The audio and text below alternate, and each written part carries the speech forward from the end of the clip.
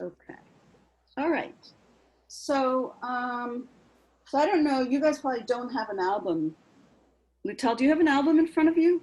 No, did you post, was it a geometry album or a math I album? think that was a math album. Okay, then no, I don't have one All with right. me. So what I would suggest I'm is, at school. I can find stuff if it's helpful. yeah, if there's a geometry album, Lutel, are you at school or no? You're not at Not today, no. I Okay. can go in tomorrow. Yeah, all right. So if you can get a geometry album, it'll just make it a little easier for Okay. you. Okay. If if you don't have one this week, then I would just suggest when you get, since you're going to be teaching most of it, Yeah. what I would suggest is that you get an album either from the classroom or order one. It'd be better to have one that's marked up because then you'll have pictures and drawings and Right. everything. And Do just, we have an album at school? The math one at least? we have math.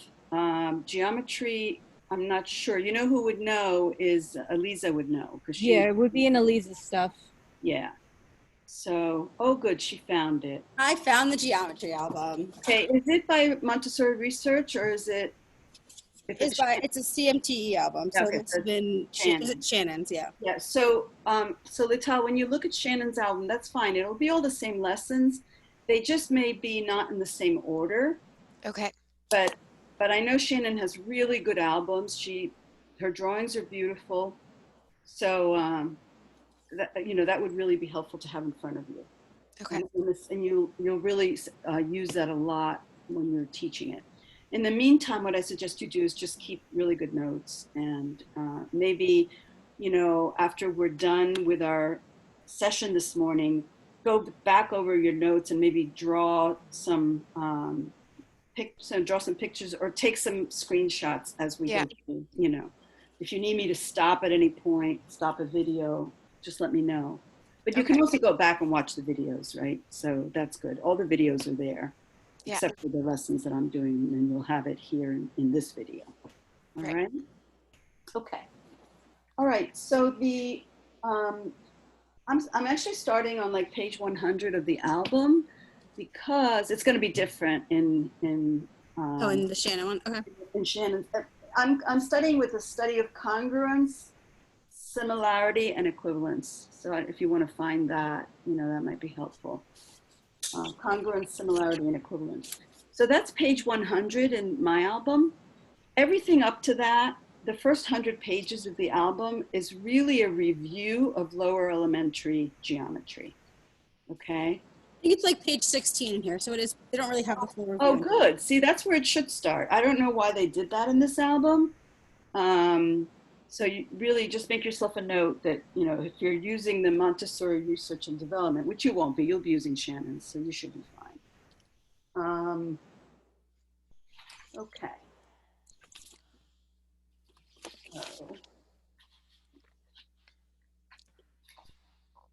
So the reason I'm not at school is because I found this wonderful, wonderful site that sold all of the geometry materials as templates Ooh. that I could cut. It was all like $30. It was amazing. So so I prepared what I need. So that's really good. So if we go virtual, that might be something that we would give to the kids. Absolutely. Okay. Totally. Yes, absolutely. I'll send you the link, Vital, Okay. because it's the only place I found that's doing this. Montessori link. I mean, I've looked really hard, and this is the only place I've seen that has it. And they did a really good job. Everything is the same size, so it's just perfect. It's really perfect. Okay, so we are going Like last year, everyone was making up the virtual Montessori materials on the fly, but now people had a summer to make it. Like, yeah.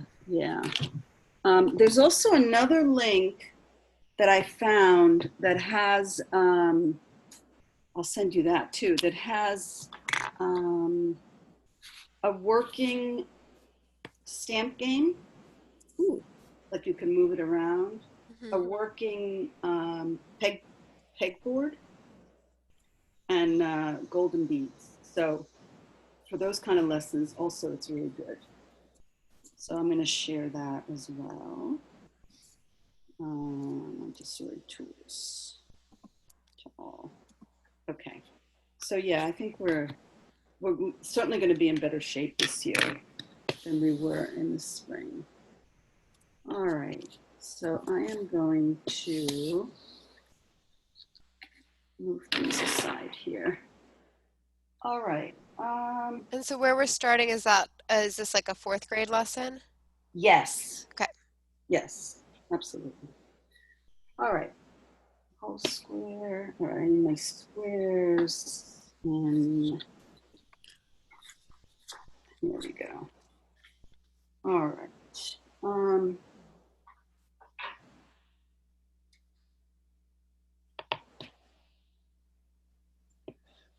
So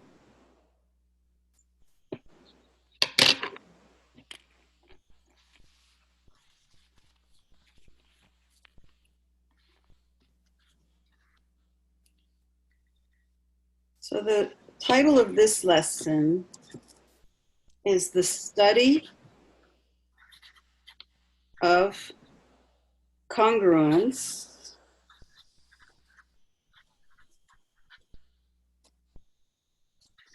with Metal Insets. So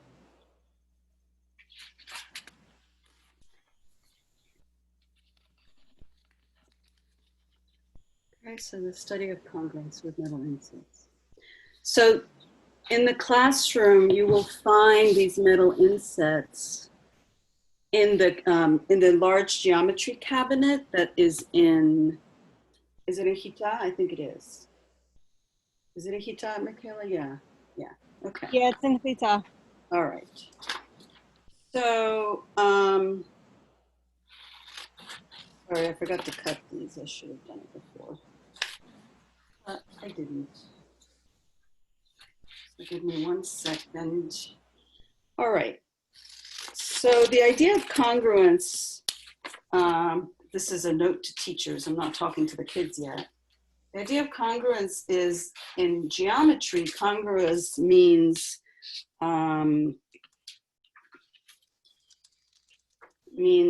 same shape, same size. Okay? Congruence means same shape, same size. Similarity, which is what we're going to look at next, means same shape, different size. Okay, same shape, different size. All right, so I think we can start with this. Okay, so, all right. So friends, thanks for coming to my lesson. Today we're going to be looking at a concept in geometry called congruence. Congruence. And this is probably a new concept for you. I don't think you've seen it before. And we're going to be using new materials as well. You guys are very familiar with the geometry cabinet from lower elementary. However, in upper elementary, we have a different geometric cabinet. It's actually larger. You might want to show it, have it next to you. You see that it has a lot more drawers, and the materials are made of metal, whereas the lower elementary cabinet was made of wood, right? So we have these nice metal insets. We're going to be doing a lot of work this year with this cabinet. But today we're going to start with our first lesson, and I'm going to ask you, I better come down here. I'm going to ask you to tell me what shape this is. Yes, of course, that's a square, all right? And then, what shape do we have here? Sure, we have 2 rectangles, all right? 2 rectangles. So, what we've really done here is we've taken our square and we have divided it along the midpoint of these two sides to give us two rectangles. So we've divided our square along the midpoint to give us two rectangles. Okay. Now I'm going to show you something else. I'm going to show you this. So what do we have here? We have the same square, but now we've cut it across the diagonal to give us two isosceles triangles. They're actually right isosceles triangles. If you remember from your lower elementary lessons, it is a right triangle because it has a right angle, and it is isosceles because it has two equal sides. It's a right isosceles triangle. So when we take our square and we cut it along the diagonal, okay, we get two isosceles right triangles. All right. And I just want to make sure that we see that both of the rectangles are equal to each other. So we can overlap them like this and see that they're totally the same. They're equal. And I want to do the same with my triangles. I overlap them and see that they also are equal. In geometry, when two shapes are equal in size and the same shape, they are said to be congruent or congruent. In upper elementary, you can actually have your labels pre-made, okay? In lower elementary, I stress that labels need to be written in front of the children because you're modeling writing and you're still learning language. But in upper elementary, it's really good to have your labels pre-made, all right? All right, so we can say that these two triangles are congruent to each other. We can say that these two rectangles are congruent to each other. And we can say that these two rectangles put together are congruent to my square. And these two triangles put together are congruent to my square. Okay, and I can actually just place them all on top and you can see that they are the same shape and the same size. Here I have the same square, but now cut into 16 equal pieces. And each of these small squares are congruent to the others. And the large square is congruent to that square. Here I have examples of the same square broken up into 4 equal squares and broken up into 8 rectangles. So this one is, if you remember, let's take a look at this here. This one we cut across one of the midpoints, right? Here, we've cut across the same midpoint, and then we cut across the other midpoint to give us 4 squares, each of which are congruent to each other, the whole congruent to the whole. And here, what we've done is we've cut along the midpoint like we did here. We've cut along the midpoint in this direction, and then we took this section right here, cut along its midpoint, And then the same with the other side. We took this section here and cut along its midpoint to give us 8 rectangles. I really should have showed this one last, so make a note of that. So here, what we've done is we have done this that we just went over, and then not only did we cut this way along the 2 midpoints of the halves, we also went in this direction. So we went here and cut along its midpoint, and then we went here and cut along its midpoint to give us the 16 equal or congruent squares.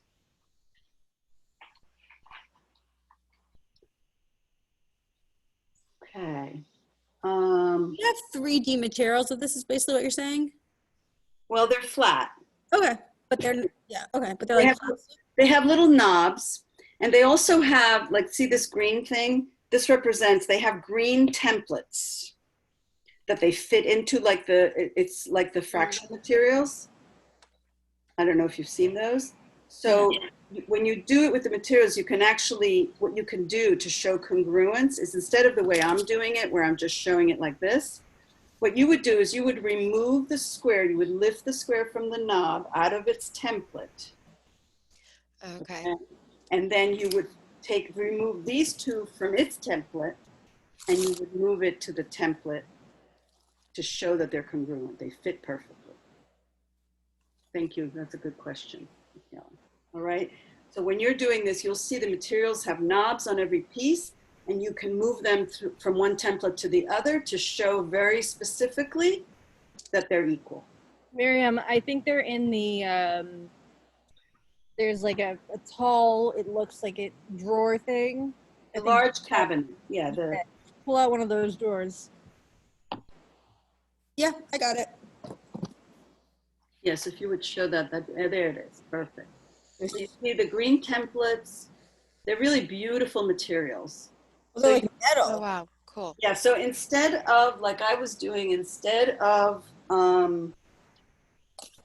just overlapping them the way I did with the pencil, with the paper, you would actually move them around the templates to show that they are congruent. Okay? Should the circle one should not be in here, correct? Or they? No, yeah, they're out of order. You'll have to organize.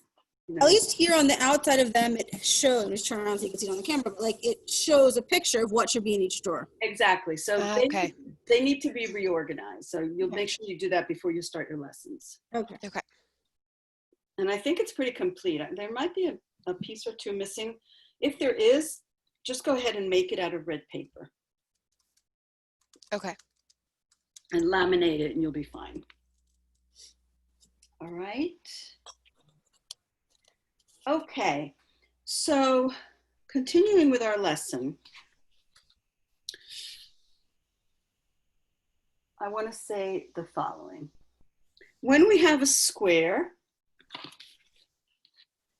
and we draw a diagonal, we make triangles. So diagonals will produce triangles.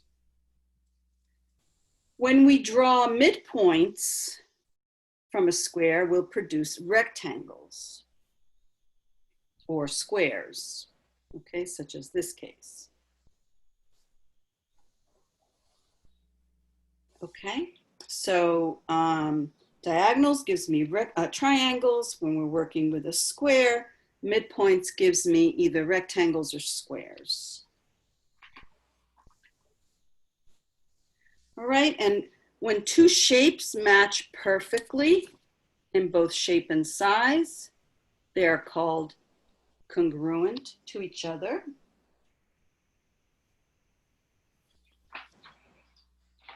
Okay, as a follow-up, I have some red construction paper here.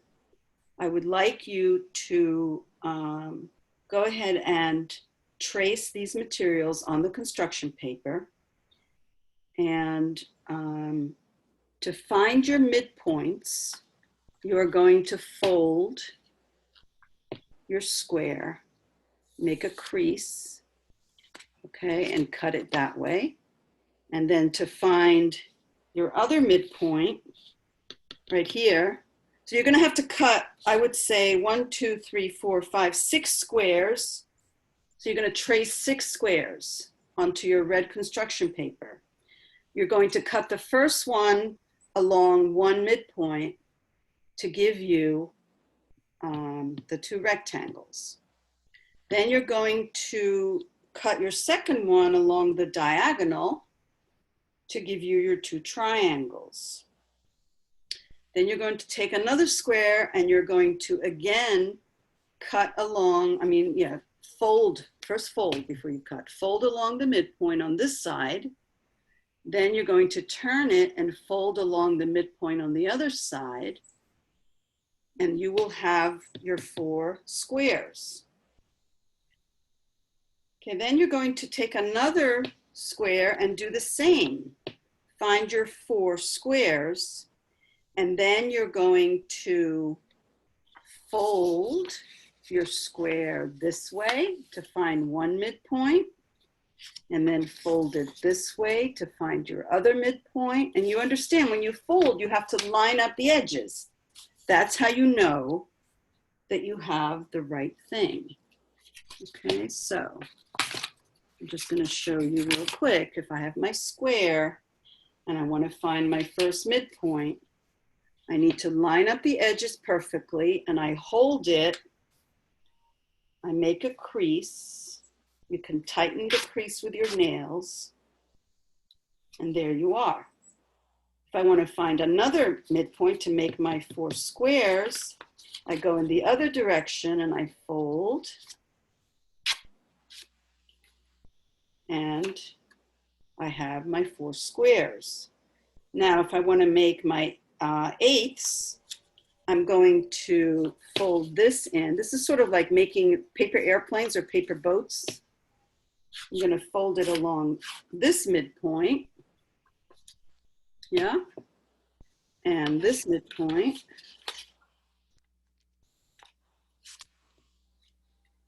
All right.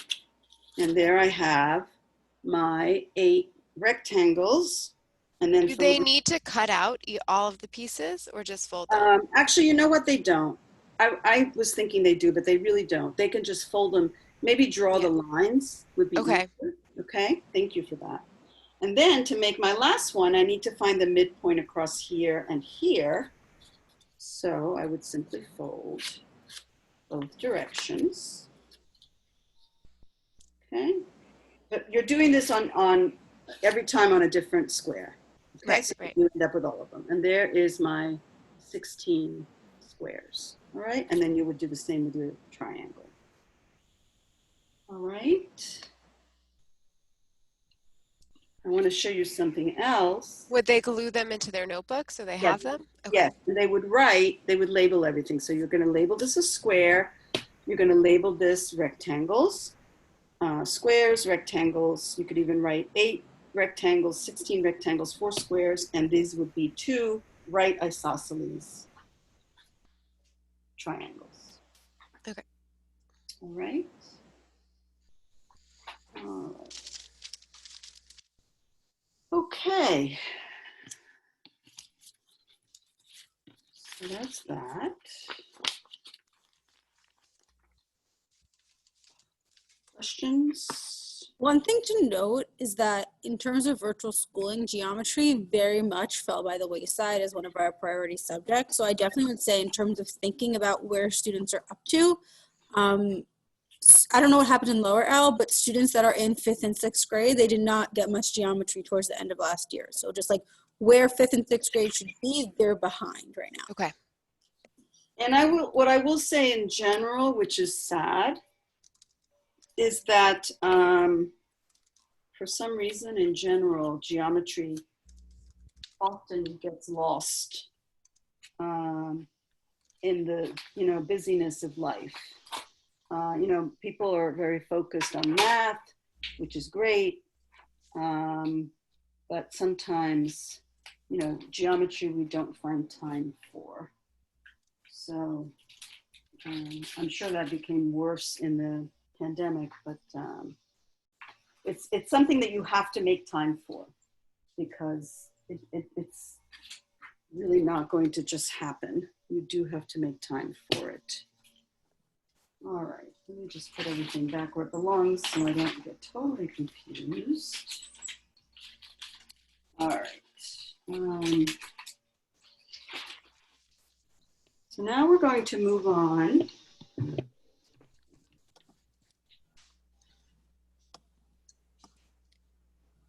All right.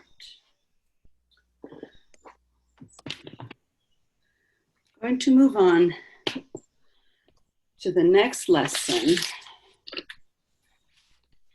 is called The Study of Congruence with Metal Inset Triangles. Congruence with metal inset triangles. And this lesson is very, very similar to the last one. It's actually the same lesson except with triangles. So I'm not going to show you the whole lesson. I'm just going to really show you the materials so that you see what we're doing. So we're going to start out with where's my triangle? There it is. We're going to start out with an equilateral triangle. Equilateral because all three sides are the same. If this were in my inset, in my metal inset, so let's pretend this green thing is my metal inset. To show that it's an equilateral triangle, I would pick it out by the peg and turn it and see that it still fits. And I would pick it up again and turn it again and show that it still fits, meaning that all three sides are equal. Okay. All right.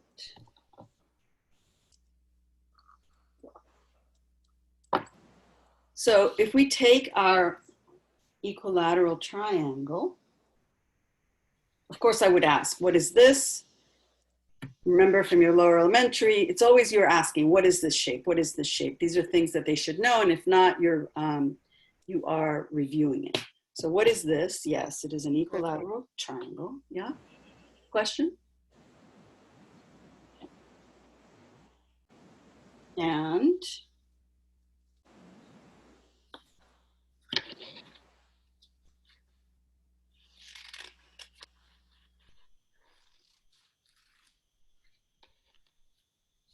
what is this? So, so you know what, instead of using this one, I want to use this one because it's the same size. Hold on. Okay. So we have our equilateral triangle. What is this? Right, this is the same equilateral triangle split in two by drawing a line from this vertex. So you're using the terminology that they learned when they studied the parts of a triangle: vertex, side, angle, area, etc. So make sure you're using the right terminology. We draw a line from this vertex down to the base of the triangle, making a right angle. So it's a perpendicular line, which they've learned, a perpendicular line from the vertex down to the base. And what do I have as a result? What are these? Right, these are scalene right triangles. They're right because they have a right angle. They're scalene because all three sides are different lengths. So we have broken up our equilateral triangle into two scalene right triangles. Okay. You would pick up both insets and put them back to back like this to show that they are congruent to each other. Okay, they're congruent to each other.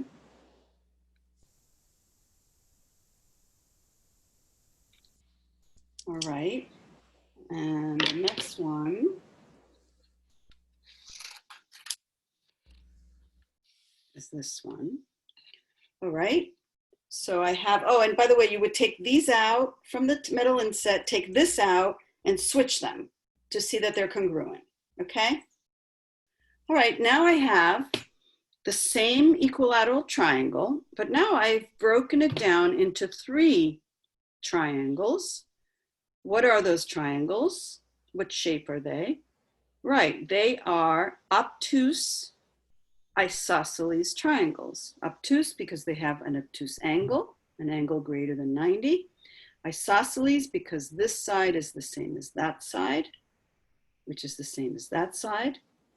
And the only reason that's the case is because this is an equilateral triangle, all right? And if you don't believe that they're the same, you can fold it.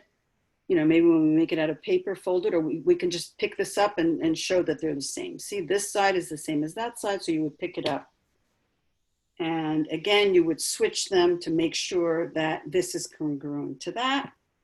So now we have cut it 3 ways and formed 3 obtuse isosceles triangles.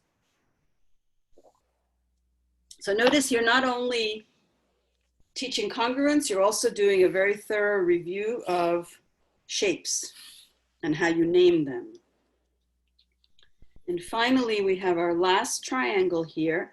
We've now broken it up into 4 equal triangles. And the way we've done this is we found the midpoint of the base, the midpoint of this side, and the midpoint of that side, and drew a line to join all the midpoints. And that gave us our 4, they're actually equilateral triangles. Okay, and if you want to show they're equilateral, I'm going to take this one, I'm going to switch it with this one, and you see that they fit. So they are congruent with each other. This whole thing is congruent with this. You show it with the metal insets. And once again, the follow-up will be to cut out, you're going to need 5 of these equilateral triangles out of the red construction paper, and you will fold it and draw your lines, paste it into your notebooks, and label everything. This is an equilateral triangle. This is 2 right scalene triangles. You could even write a sentence that says, when I take a line from the vertex of an equilateral triangle and drop it down perpendicular to the base, I end up with, and you may want to write this on the board so they can copy it, I get my 2 scalene right triangles. If I take my equilateral triangle and I drop a line, again, perpendicular to the base from this vertex, and then another line perpendicular to this side, and a 3rd line perpendicular to this side, then you would get where they intersect, then you would get the 3 of these, all right? There are lessons on how to draw a perpendicular bisector, which is what we're doing here, which you'll get later. For now, we're just going to fold and maybe use a measuring angle. A measuring angle would just be something like this. Could be a measuring angle to make sure, oh no, that's not it. Sorry, I need a right angle. Oh, I can draw a measuring angle right here. You would want to make a measuring angle. You could give each child their own. They could make their own. Usually you would do it in red, not black. Okay, and this is my measuring angle. So if they want to drop a line perpendicular, they place their measuring angle like that. Or they could use the ruler as a measuring angle. Okay, the bottom edge of the ruler also serves. So when they're drawing their line, they would make sure, here, let me move this aside. I'll show you what I mean. So I would show them from the vertex down to the base perpendicular. So you use the edge of the ruler to line up, and that will give you a perpendicular line.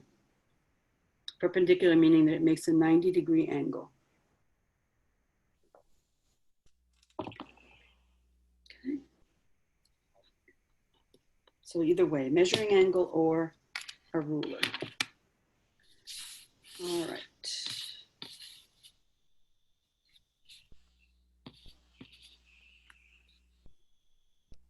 Okay, and that's it.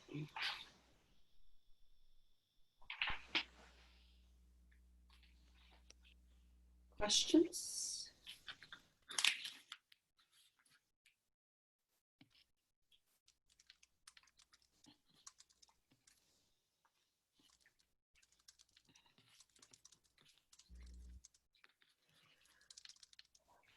All right.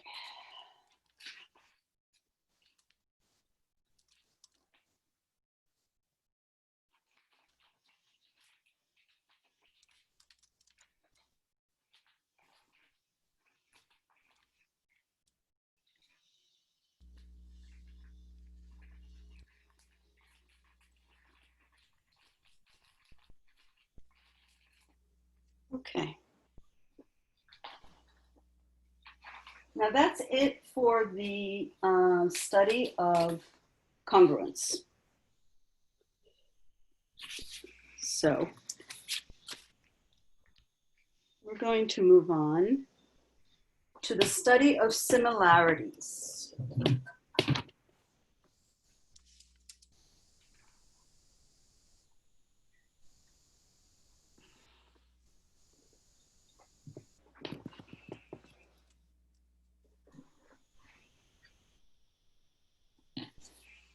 Okay.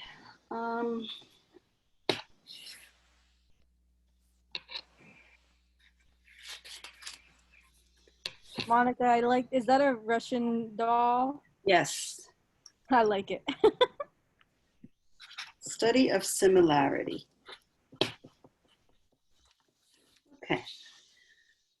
So we've been spending quite a bit of time looking at congruent shapes. And today we are going to take a look at the concept of similarity. But before we start, I would like to show you my beautiful Russian doll. How many of you seen this before? What do you think is inside? Yeah, inside. I have one right here on my desk. Oh, good. That's great. Inside is another doll. All right. So let's keep going and see how many we have.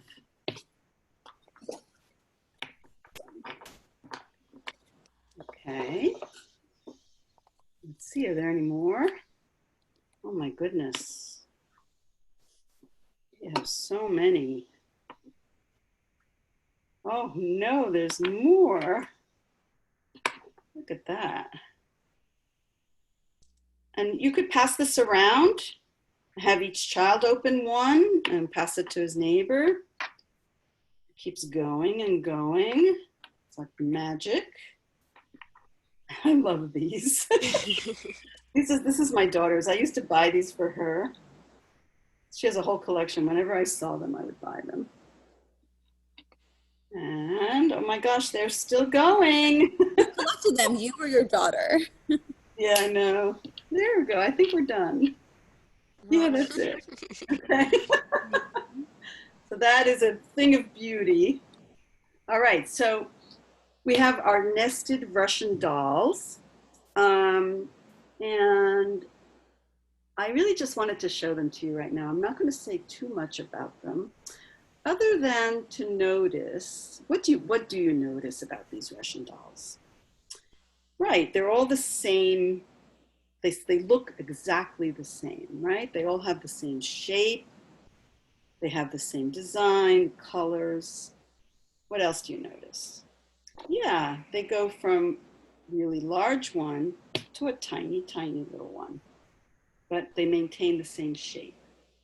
So they're all different sizes, but they're the same shape. All right, so keep that in mind.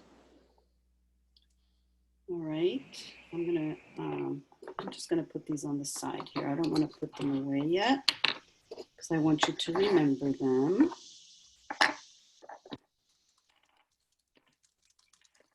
All right. And now we're going to switch to some Montessori materials and see if we can find the same idea. Okay. So,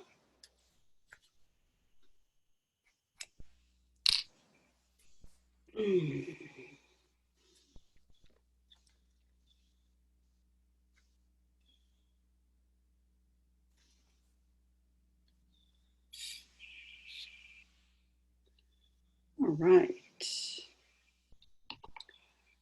So, what is the shape? Now, some might say it's a square, but you can show it's not a square by turning it in its template to see that it's actually a rectangle. Actually a rectangle.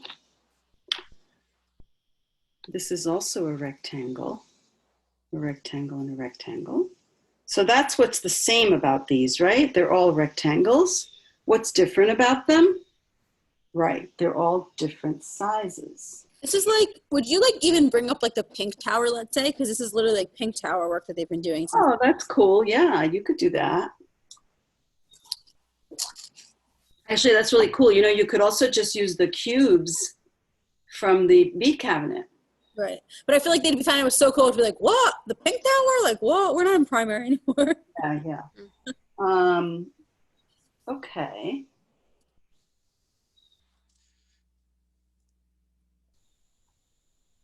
All right. So what we can say here is that they're the same shape but different size, just like our dolls, same shape but different size. So when we say that two shapes in geometry are similar to each other, it means they're the same shape but different size. That's similarity. So unlike congruence, congruence was same shape, same size. Similarity is same shape, different size. Rectangle, rectangle, rectangle, rectangle, Russian doll, Russian doll, Russian doll. All right, same shape, different sizes. That is congruence.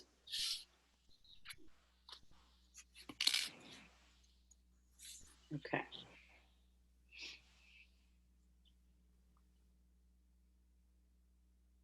All righty.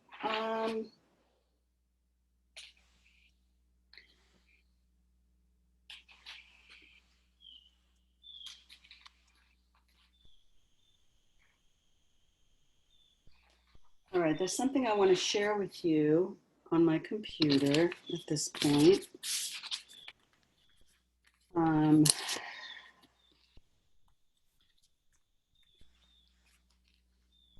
Would there be a follow-up to this?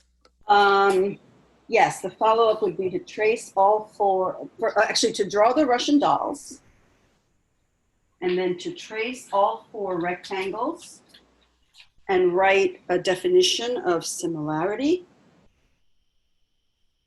Okay. All right, the next thing I want to show you is actually on my computer. So let me go to my computer. I will share my screen.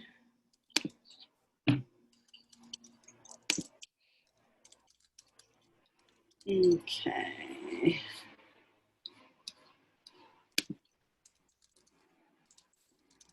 Here we go. So when we're doing the study of similarity, and I would do this as the next lesson, you could do it as the same lesson if you want, but it'll be too long. So with the geometry sticks, you have the children build as many squares as they can, all right? So the geometry sticks are, they're the same color, is the same length, right? So they would make squares from the smallest to the largest of the same color, and that would assure that they are squares. All right, so we have made a set of similar squares, set of similar squares.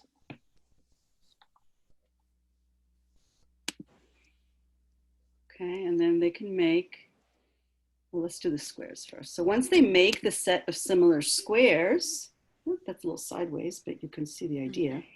You stack them up, makes a beautiful kind of shape. So this is just a fun activity to reinforce the idea of similarity.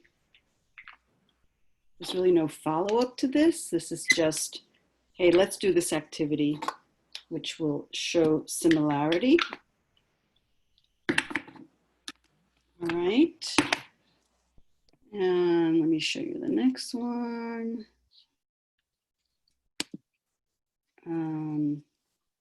Oh, here's another with the square. You can make them stack up like this, or you can skew them and make a star. All right, which is kind of what this is showing. Not quite. Do I have the star? Yeah, here's the star. No, those are triangles. But you can, with this, you can also kind of skew them and make a really pretty star. And then you would do the same with the triangles. You would make equilateral triangles with all the sticks from smallest to largest.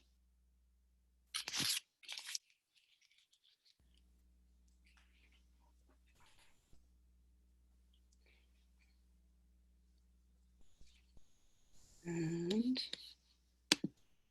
then you can make a star.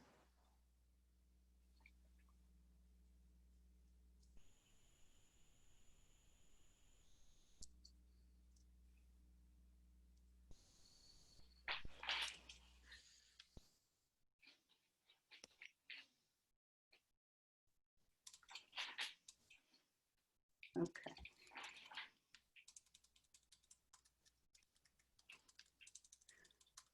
So just a little side note.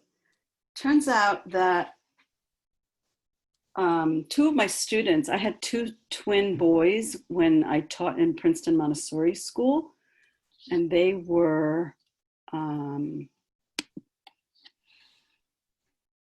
twins, and I had them in, let's see, I had them in second grade, third grade, and then I also had them in sixth, seventh, and eighth grade. It turns out these two boys have grown up to be Neely's uncles. So they're Neely's uncles. That's crazy. And I have work in my albums from them. I had a story that one of them wrote. What a legacy. Like, you're like, Neely, this is your uncle's. So one day I showed Neely her uncle's story that he wrote. It was handwritten, you know, with like a boy's handwriting. We call it the student going into 8th grade. Oh, wow. Not her uncles. That's so really cool. Oh, that's so funny. Okay, I want to take a look. We overlooked something today. We didn't look at our schedule for today. I would like to do that. There we go. Looking for the week.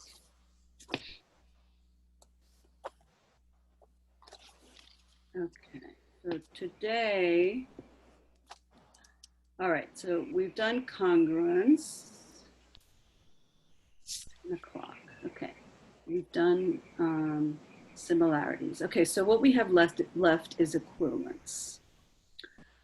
All right, that's good.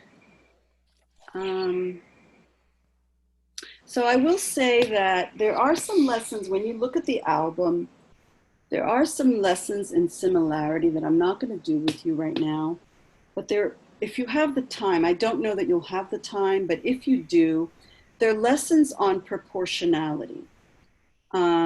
What happens is that when you work with triangles, it turns out that triangles and rectangles, in order to be truly similar, need to be proportional to each other. okay? So if you have, let me stop sharing here because I want to give you, if you have, for instance,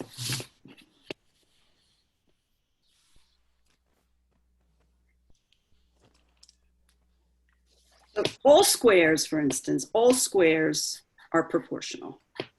By definition, they have to be proportional. By proportional, I mean that if this is 1 and this is 1, that's 2 and that's 2, every square will be, in other words, 1 is to 2 as 1 is to 2. 1 is to 3 as 1 is to 3. They're proportional to each other, okay? By definition. The same thing with circles. All circles are similar, right? Because a circle is a circle is a circle. A square is a square is a square. However, when you have rectangles, this is not how you present it to kids. There's a detailed presentation in the album for children, and this is really a good, I actually used that lesson in my pre-algebra class to show proportionality, all right? So if you have a rectangle, say, where this is 1 and this is 5, and then I draw another rectangle, let's say this is 3 and this is 2. Those are clearly not proportional to each other, right? 1 to 2 is not the same as 5 to 3. So these are not similar, even though they're both rectangular. They're not similar because they're not proportional. They're not really the same shape. They're the same shape in the fact that they're a rectangle, but they're not in proportion to each other.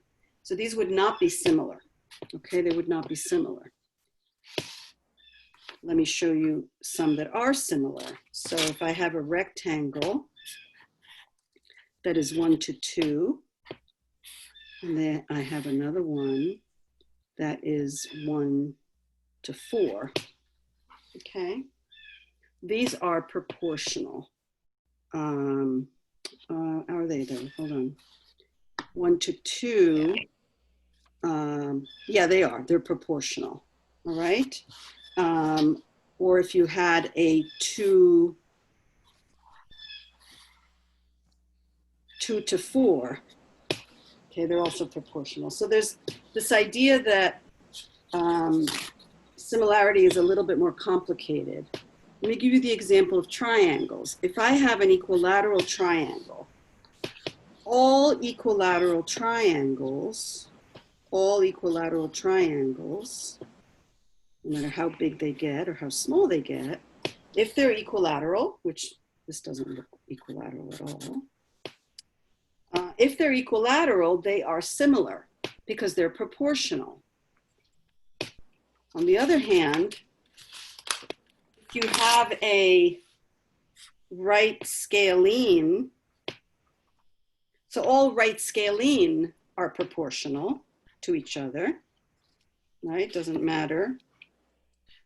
They're all proportional to each other. So are all isosceles proportional to each other. Okay. But you can see that not all triangles are proportional to each other. They have to be all the same type of triangle in order to be proportional. So there's a set of beautiful lessons. It's about 2 or 3 lessons in this similarity section that talks about proportionality. It shows all the ratios. It's a beautiful lesson. I would say it's a 5th grade lesson, the proportionality.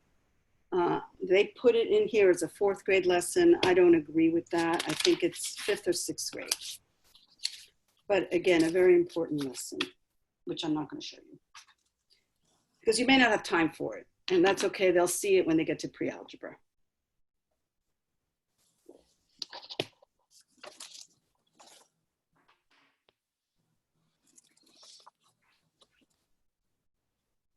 Okay.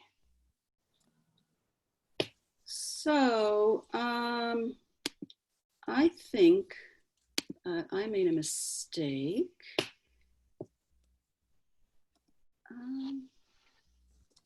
Doesn't come after congruence. No, this is wrong. It's congruence, similarity, It's not equivalence. I'm taking this away. Oops, stop. Because really after similarity comes, oh, so here's the proportionality that I told you about. I wonder if I should go through it. Let me just look at it again and see if it's something I want to do. No, I think I'm going to leave it, okay, in the interest of time. What I'm trying to do is I'm trying to show you as much as I can of things that I think you'll get to, given the dual curriculum, all right? I don't think you're being realistic. I don't think you're going to get to the proportionality lessons that I just talked about, so I'm not going to do it. All right, so I will leave this for you guys to look at if you need to. All right. So what we're going to do next is we're going to move right into Tuesday. And this is really good to get ahead of schedule because I have so many other things that are not on here that I would love to show you. So we'll see how we do. Okay, so let's take a vote. You guys want to take a 15-minute break before we move into the constructive triangles, or do you want to just continue? Break. Who wants to break? I need a bathroom break, but otherwise. Okay. Well, you know what? Let's take a break anyway, because the constructive triangles, I kind of want to go through it all in one sitting because they're all so tightly related to each other. All right, so let's go ahead and take a 15-minute break. We'll come back at 10:15. I'm going to stop the recording or pause it.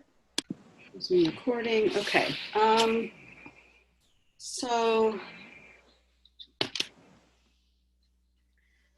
I'm going to start with constructive triangles. Now, constructive triangles are something. Sorry, Monica, can I just ask a silly question? Let's go 3 to 6 is would be similar to the 1 to 2 rectangle. Is it also similar to the 2 to 4 rectangle? So this is, let's see. Yeah, so the way you know, here's the ratios. So for instance, if we have 1 to 2. Right, you multiply each side by 2. 2 to 4, right. Those are equal. 1 to 3 equals 2 to 6. Okay? Right, so are all 3 of those proportional? Yes. Okay, even though you're multiplying by a different number, it's... Right, because Okay, it's, yeah, but it's still proportional. just checking. Okay, thank you. 1/3 equals 1/3. So Okay. yeah, they're all proportional. All right. Okay. So constructive triangles. So they've been looking at constructive triangles for a long time, since primary. It is a primary work. It's a work that they see in lower elementary and upper elementary for different purposes.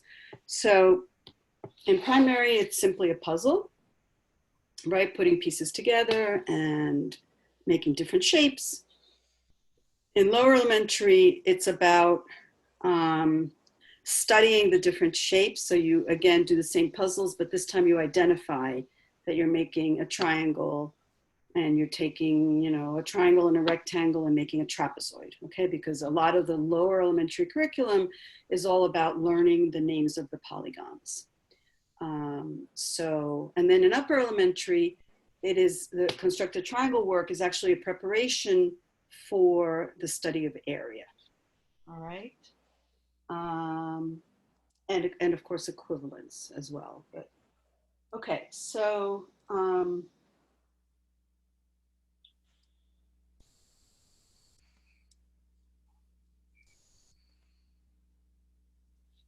right. Just make sure of something.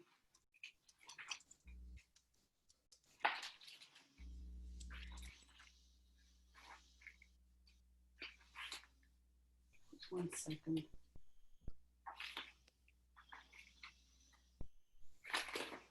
Yeah. Okay. So for this, I have videos that I'm going to show you. we'll talk about each one. We'll watch them together and talk about each one. Let me share my screen.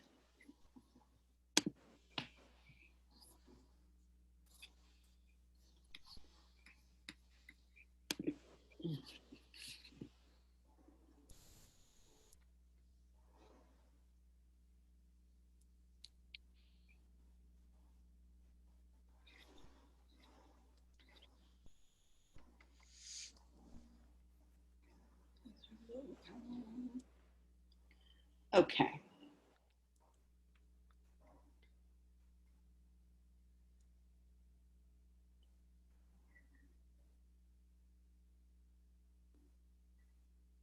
Let me just show you what they look like.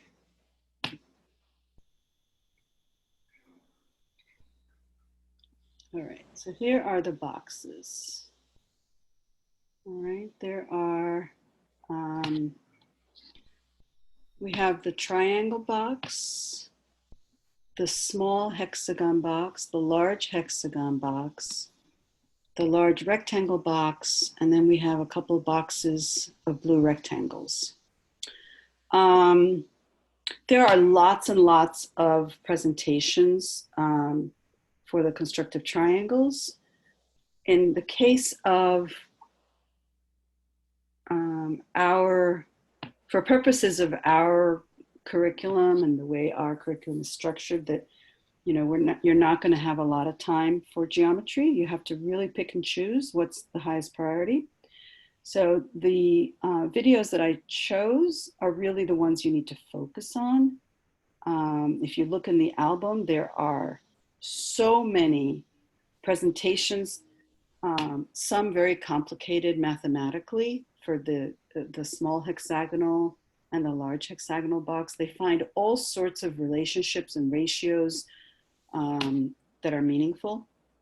But again, I don't think that you're going to have a lot of time for this. So we're just going to go over the basics, and that's probably all you'll have time for. Okay. So.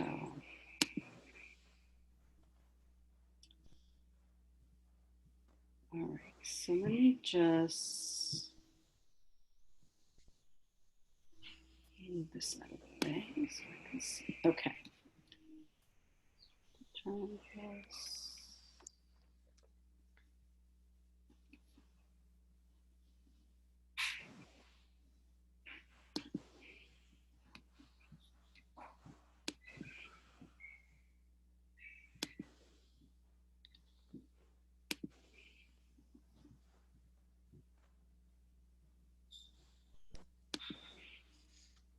Okay, we're going to start with this. And you see the children are much younger. So this is probably a presentation that they will see in lower elementary. And I think that you would also do it in upper elementary. I think that this is a really good place to start. All right, so we're going to go ahead and watch this.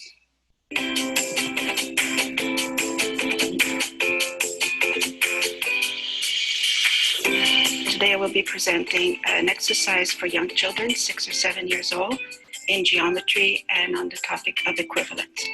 So the first thing you would ask is for the children to find equal triangles and similar triangles as well. And then you would go into the lesson. So this is one triangle, and you would... Okay, so I just want to point out that she used the word similar for lower elementary, but really in lower elementary, you don't ever introduce that. So that's why I'm recommending that this lesson be presented after you do the similarity. All right, so there's inconsistencies. They wouldn't know that they're similar. I don't know if she's using that terminology with the students or not, but she mentioned it. So I think it's a really good way to, again, show similarity. I'd ask them to find the pieces that would fit on top of the gray triangle.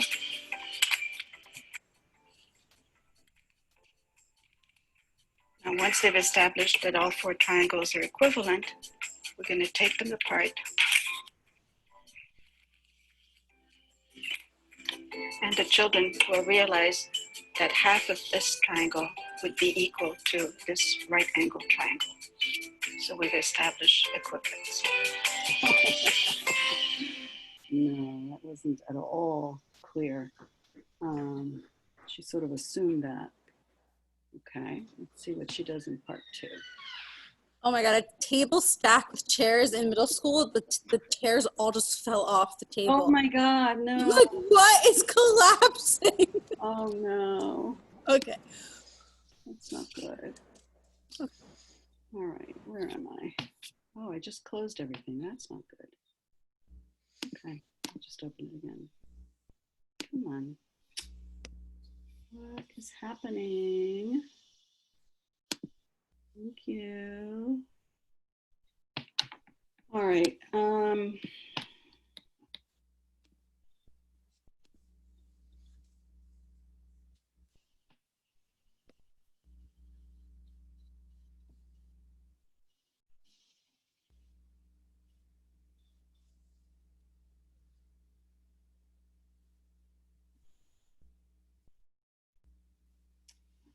All right.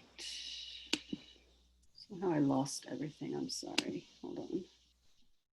History. Here we go. 14 tabs. Okay. All right. We're going back to classroom. And there we go. Similarity.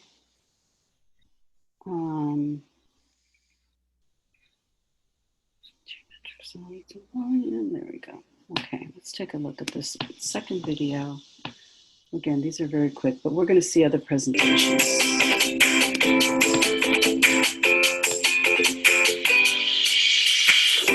This again is an exercise for equivalence. We would ask them to reconstruct a triangle. Then we would establish the relationship between two of these. And once again, we would show that half of this would be equivalent to this one. So now they realize that this triangle is made up of 3 equilateral triangles. But if we actually change it into a hexagon, now you ask them to count, then they would realize that this would be equal to 6 equilateral triangles. So here we have them. So this hexagon is equal to this one, but this can also be changed into a parallelogram. The other step is if you only take one triangle, then it would be equal to 3 equilateral triangles, which this time forms a trapezoid. All right, so she is very quick with her lessons. Yeah. Gives you an idea of the kinds of work you would be doing. Again, you would be following the album. The album walks you through step by step every lesson, okay? So she's mixing actually a lot of lessons together, but I thought that it gave a good sort of overview of the kind of work you're going to be doing with the constructive triangles. Now, the important thing to mention for upper elementary is when you do work with the constructive triangles in upper elementary, you would have them name every single shape. So she's not doing that because she's working with younger children. She's doing it more as a puzzle. But if with your children, you would have them, say, okay, so it takes 3 equilateral triangles to make whatever, and you would have them name everything. All right, and you also would not be mixing the hexagonal box with the triangular box. All right, those are separate lessons in the album. All right. Let's take a look at this. Constructive triangle box 3, triangular box. Take the pieces out of the box and place them mixed up onto the table.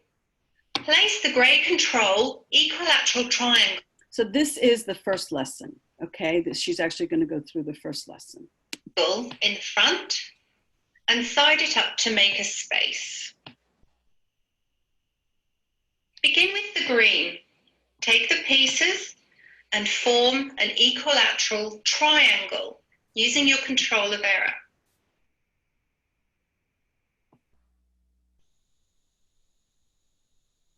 Once formed, use The control of error she's talking about is the black lines. Okay, you're actually lining up the black lines every time, right? So that makes it more defined for the children.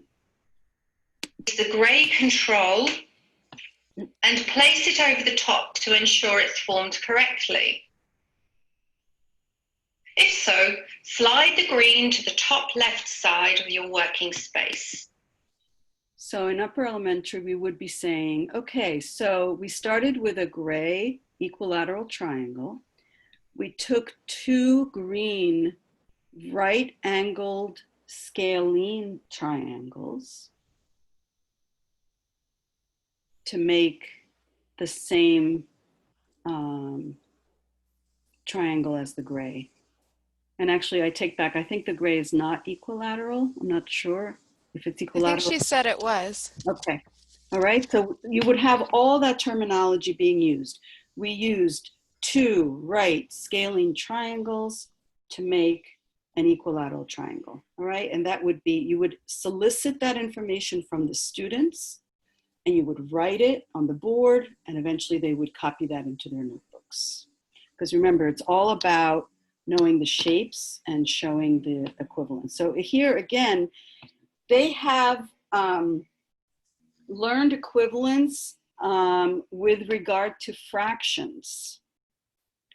So here again, we can bring up the same terminology of equivalence. You could even refer to the fractions and say, remember when we studied fractions, we said equivalence meant that they were the same value. The same thing here, okay? Equivalent shapes are really the same as congruent, right? Same as congruent. But you want to move away from the idea of congruence to the idea of equivalence because that will be the whole study of area will be equivalent studies. All right, but you want to make the connections between all these things. I see Latal is writing away, so I'm just going to give her a chance to catch up. Yeah.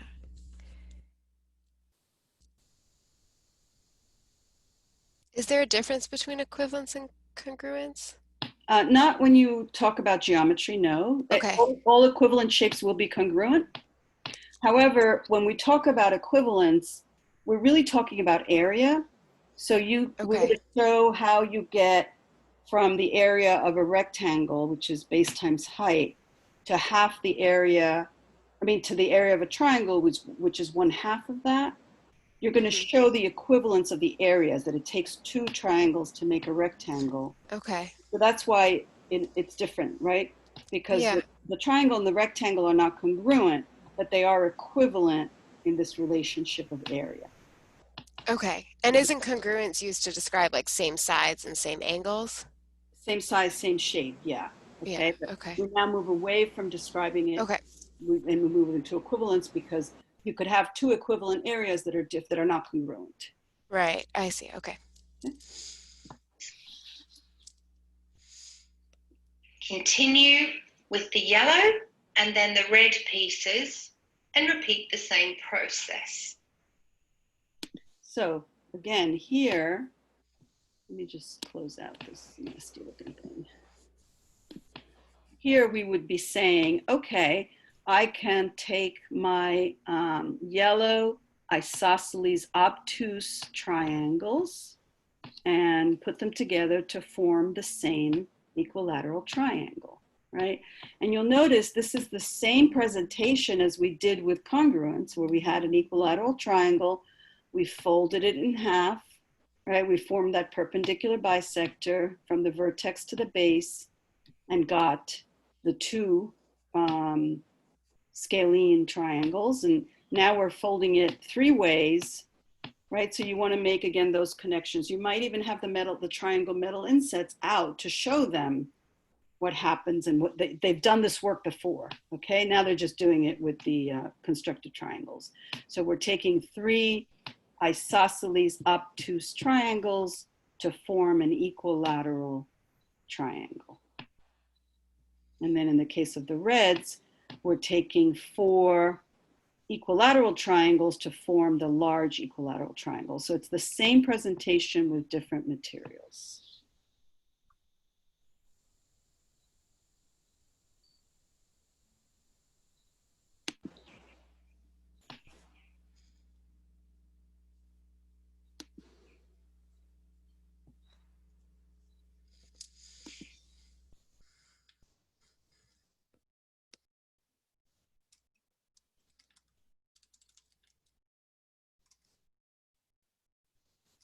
So this is a silent presentation. You would not be doing this silently. This is how you would present it in primary, okay? In upper elementary and lower elementary, you would be talking the whole time. What shape is this? Right, is this congruent to this? Yes, they're all congruent, all three triangles. Can you see my cursor? Yeah. Okay, so all three triangles are congruent. We can join them together to form an equivalence of this. Okay, so you're talking the whole time. You're not doing it silently like she is. Once again, use the grade control and place it over the top to ensure it is formed correctly.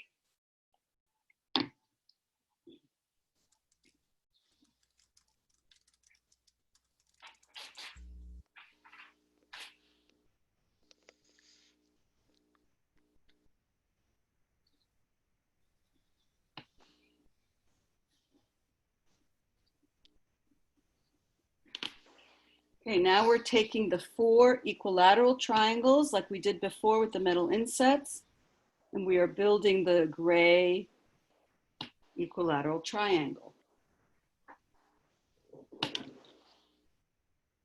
You'll notice it's the same idea as we did before.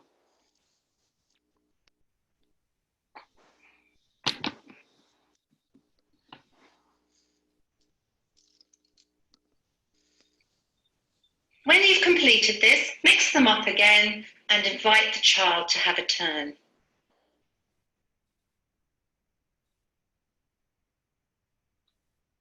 Okay. Okay, you're gonna lose me for a second. I'm just gonna close my computer because I wanna activate my air drop. Hold on.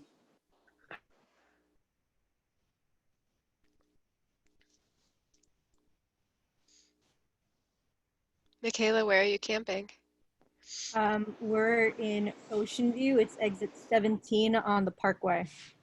Oh, okay, cool. It's about 2 hours from home. Oh, wow. Yeah. Oh, I'm the host now. Cool. Yeah. We're doing this goodbye. Yeah. We're still recording. I can't pause it. But yes, Michaela, I'm gonna jump on that thing at 11. Okay. Yeah, I'm pretty much this week, like, I'm not teaching geometry this year, so I want to learn as much as I can, but also there's other things that I need to finish up, so, like, I'm going to jump on something. Right, Lita, we're doing, like, a goodbye Zoom that the kids can come on for Eliza at 11. Yes. Yeah, I got that. You know, I got on the email list, yes. Put on the email list. I'm so happy for you. So. How fun. And then Michal is, like, the Jewish Montessori training thing is happening. Right. And I was like, oh, it'd be cool if she was in the building and you were in the building because you guys would meet, because, like, her daughter's in the class, and I just feel like that'd be a nice thing to do in advance of work week, but she's not coming in. Oh, okay. Okay, I'm back. I want to show you. Can't see. Yeah, okay. I'm sorry? We can't see you. Oh, right. Oh, yeah, my video is off. Hold on. All right, stop sharing, start video. There we go. Okay. Hello again. Hello. All right. So let's go back to, oh, where's my classroom? All right. Do it again. Let's go to classroom.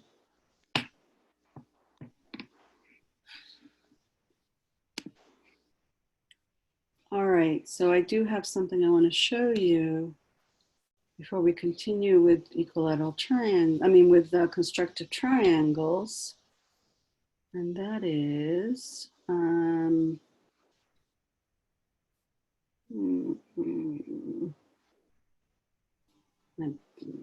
passed it by, where is it? Here they are. No, that's something else.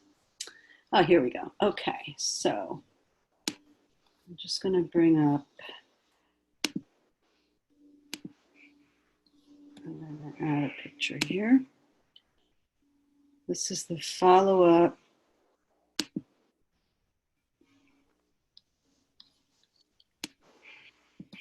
the follow-up that the kids would do after that first presentation with the triangular box.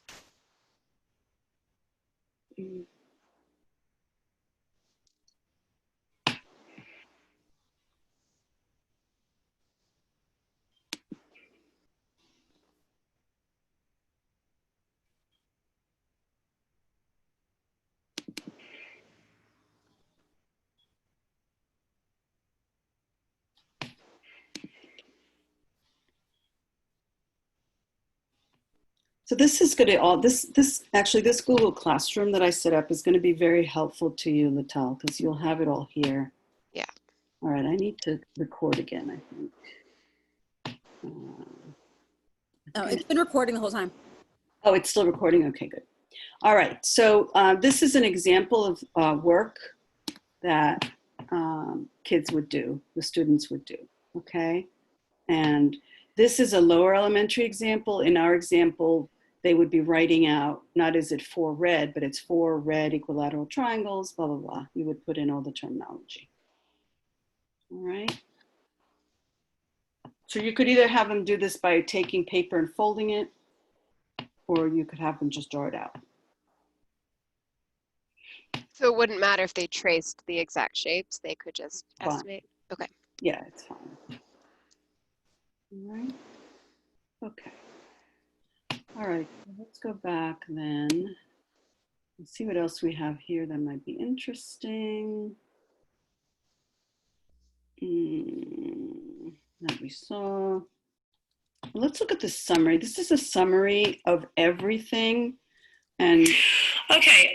and you might not be doing this because you're not going to be doing everything, but I think this is really nice to just see all of them together. What we're going to do for you right now is that because of the large amount of lessons that are included in a traditional, let's say, geometry album, as we've said before in our previous discussion videos, is that we're going to give you a sampling of what some of the presentations are like with students. But I think there are also some areas in geometry in which the method of presentation gets a bit repetitive, and that there's a little bit of less individual nuances that you would typically find with lessons moving along in the curriculum with operations and fractions and such. So in that interest, what we're just giving you, as also previously discussed in the constructive triangles lesson, or discussion rather, is that we've just given you the presentation on the triangle box and the large hexagon box. Now what I'm showing you are the contents of the small hexagon box, and you're free to look at the presentations and see what variations there are. But as you can tell, there's a lot of similarity on this level of constructive triangle lessons. And remember, as I had said before in the discussion video, this is the first level. We're simply introducing to the children what can be created when using the triangles as like tangrams. So this is the third constructive triangle box. This is the small hexagon box. It's so easy to think that maybe the small hexagon box might be beforehand, and we talked about that before. But these are the shapes that will be featured in that lesson. All right. Then moving along here, what we have is called the rectangle box of constructive triangles. And this one is quite interesting. Right along here is where you can tell that the large hexagon box contents end here, okay? Because shortly thereafter, we have the blue rectangle box. And you'll notice that there are many similarities and many differences. And what I'm going to do is I'm going to pick up these title cards here so that you can see it a little bit clearer, because I think by now you know what a trapezoid and a rhombus is, and you know what to expect as to what kind of composite figures you're going to be putting together. and I might have touched on this a little bit beforehand, but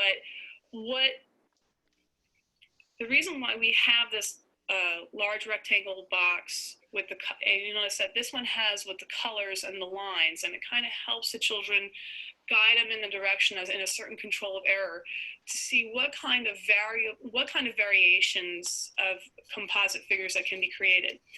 And you'll notice that these two right isosceles triangles are congruent, but they're colored differently and they're lined differently. It's to show that you can make a parallelogram and a square out of these two right triangles.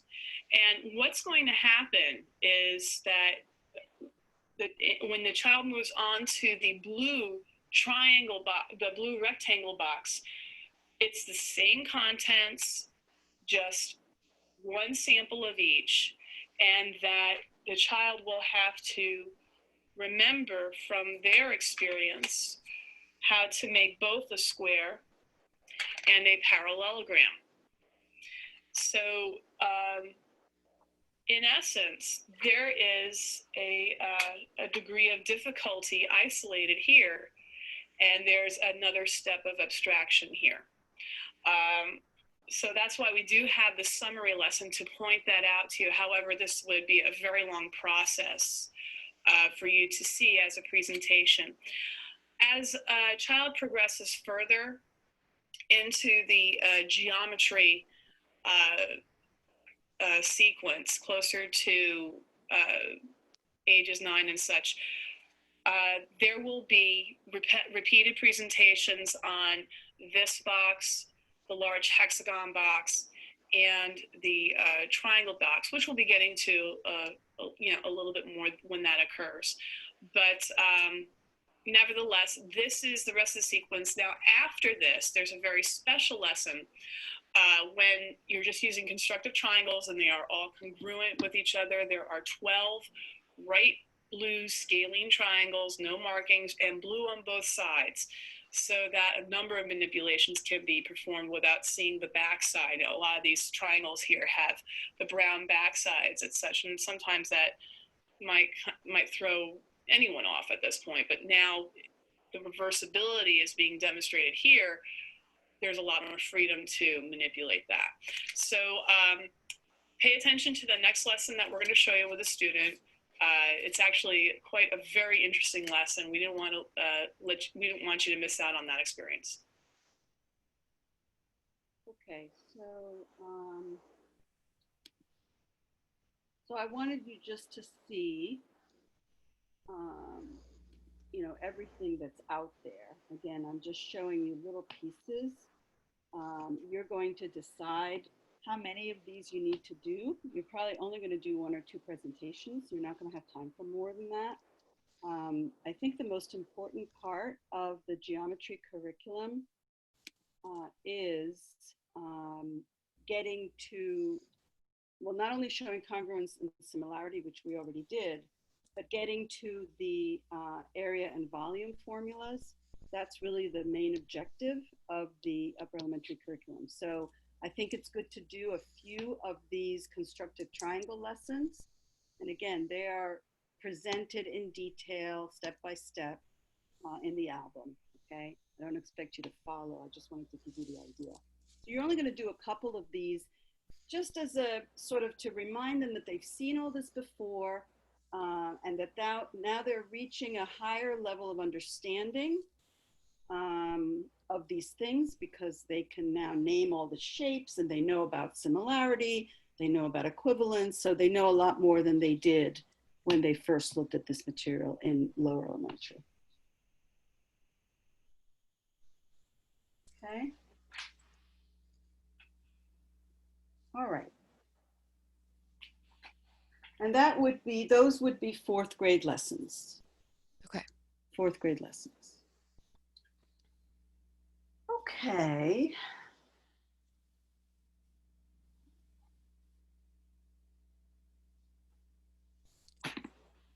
So we're going to move on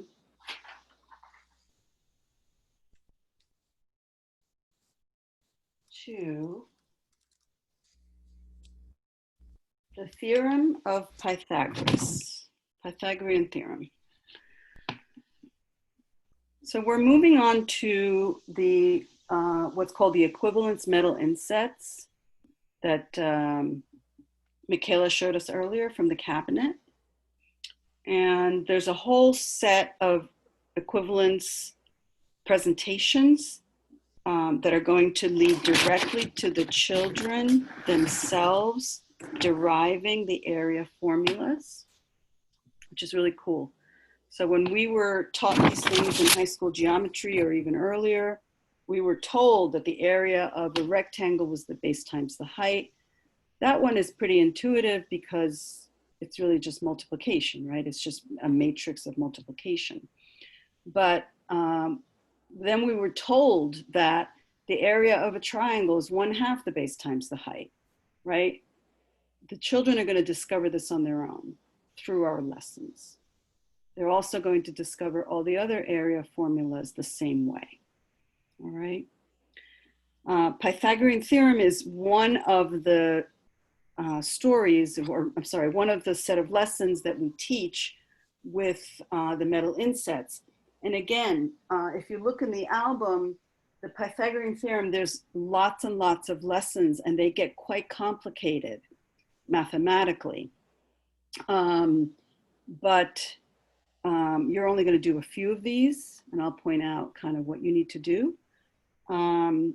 But we start the study of Pythagoras with a story. And this is still with 4th grade?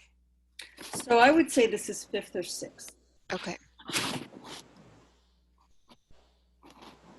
All right.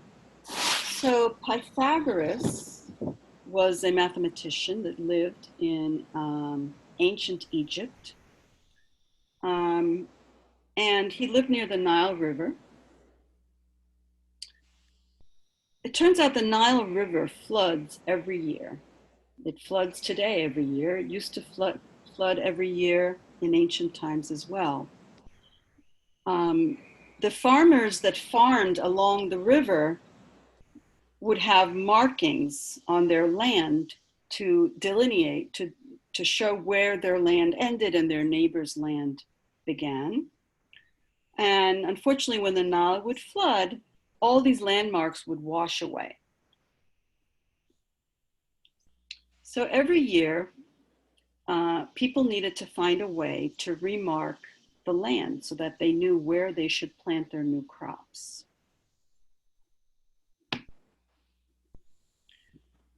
The good thing about the Nile flooding is that it would bring in silt every year and very fertile ground. So it was a really good place to farm. That's why so many people farm along the Nile River. The land is very rich and it constantly gets refilled with nutrients. The soil stays very rich because of the Nile. So Pythagoras, who lived near the Nile, would sit and watch these farmers every year, and he would observe how it is that they figured out where the washed away landmarks should go. And he watched the farmers. They would use ropes with knots in them, and they would make these huge triangles with ropes. And every year, based on these triangles that they would lay down, they were able to reestablish their landmarks, and every year they farmed the same land. Based on this observation of the farmers, Pythagoras, being a mathematician, started to study this and started to try to understand how it is that they were figuring this out. And this is how we come up with the Pythagorean theorem, which we're going to take a look at today. All right, so we start with that story. And then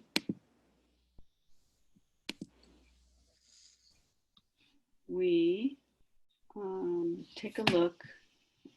Monica, sorry, I have to leave in like 2 minutes. Sure. Okay. So there is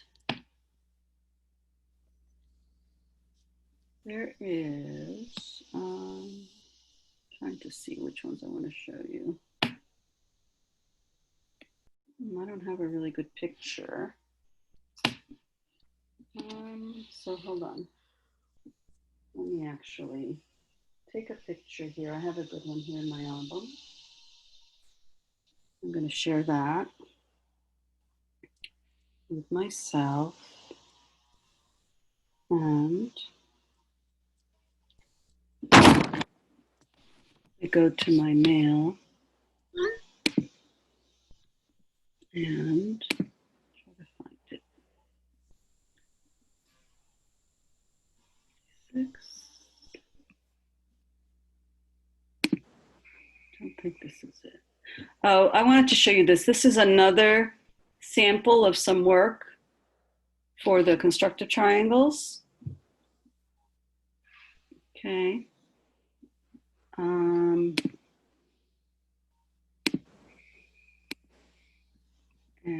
another one here. All right. So now, oh, here it is. Okay. So, what I want to do with this is I actually want to download this. So let me do that. And I'm going to bring it into Classroom so I can show it to you.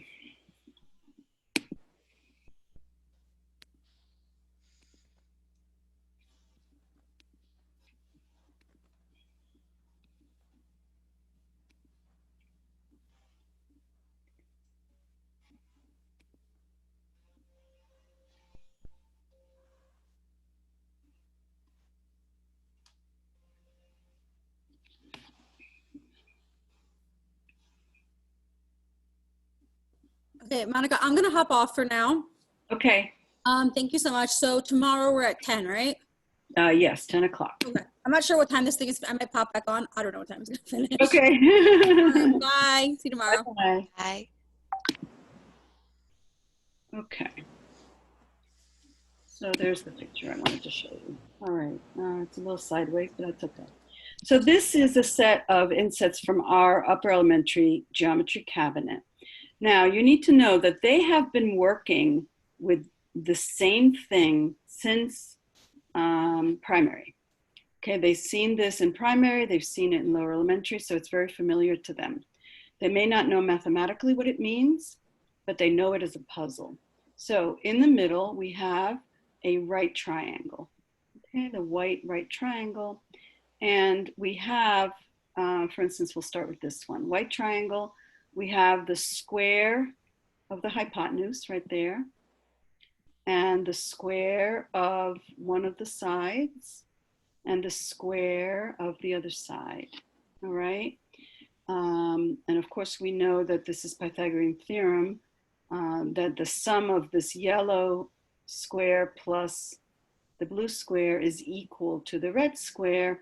And if we use this set of insets right here, we can rearrange them to show exactly that. We can move the yellow insets into the red area along with the blue insets into the red area, and they fit perfectly, make a perfect square. And then the red, 2 red make up this yellow area, and 2 red make up this blue area, showing that the sum of the square of the sides is equal to the square of the hypotenuse. Okay, so like I said, they've seen this as a puzzle. They know the idea that, that this is so. Now, in the album, there are many, many lessons on Pythagorean theorem, most of which are probably, maybe the early ones are 5th grade and the rest are 6th grade material. Again, I don't think you're going to be doing many of these, Latal. I think that you're going to find you don't have time. And this is not as important as, yes, you want to make sure they've seen the relationship. Yeah. And because it's 6th grade, you can even show them mathematically what it looks like, right? That a squared plus b squared equals c squared. Right. But that's all, it's as far as it's going to go. All right. But I do want to show you a couple of videos on how some of these lessons go. All right. So let me start with, all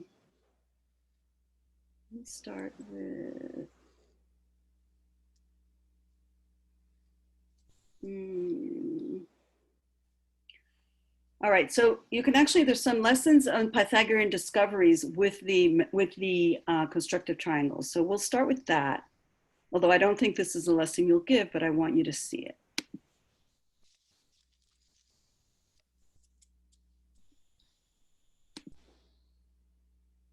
This lesson we'll be looking at Pythagorean discoveries using the constructive triangles. And for this presentation, we'll be using triangles from all three constructive triangle boxes. So here's a right angle scalene triangle from the triangle box. And what I'd like to see is if I can build figures that have sides equal to each of the three sides of this triangle.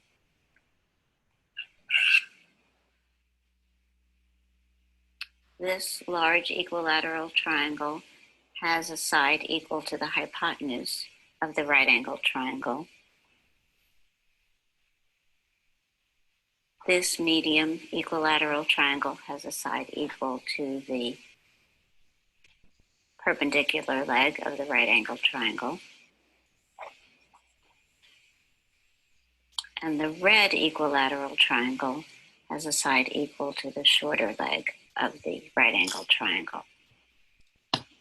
And when we look at this, I want to remind you that we learned that the gray equilateral triangle is equal to the sum of the red and yellow equilateral triangles. We learned this when we were comparing the triangles in the boxes.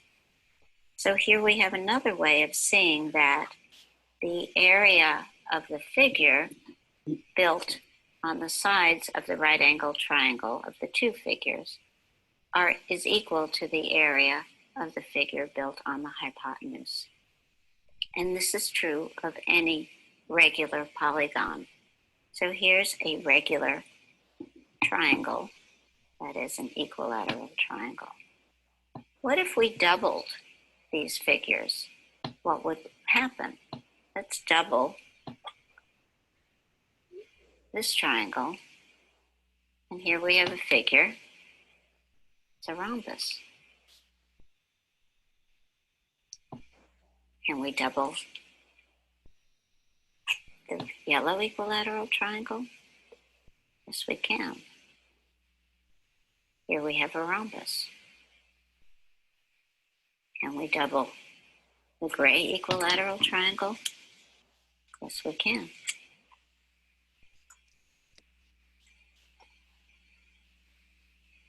And here we have a rhombus. So we could also say that the rhombus, the rhombi, built on the sides, the two legs of the right angle triangle, are equal to the rhombus that's built on the hypotenuse.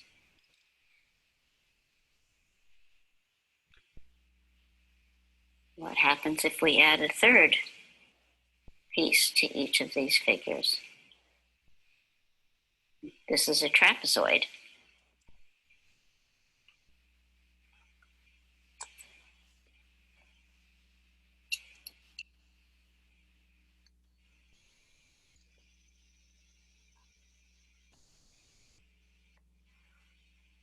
There's a trapezoid.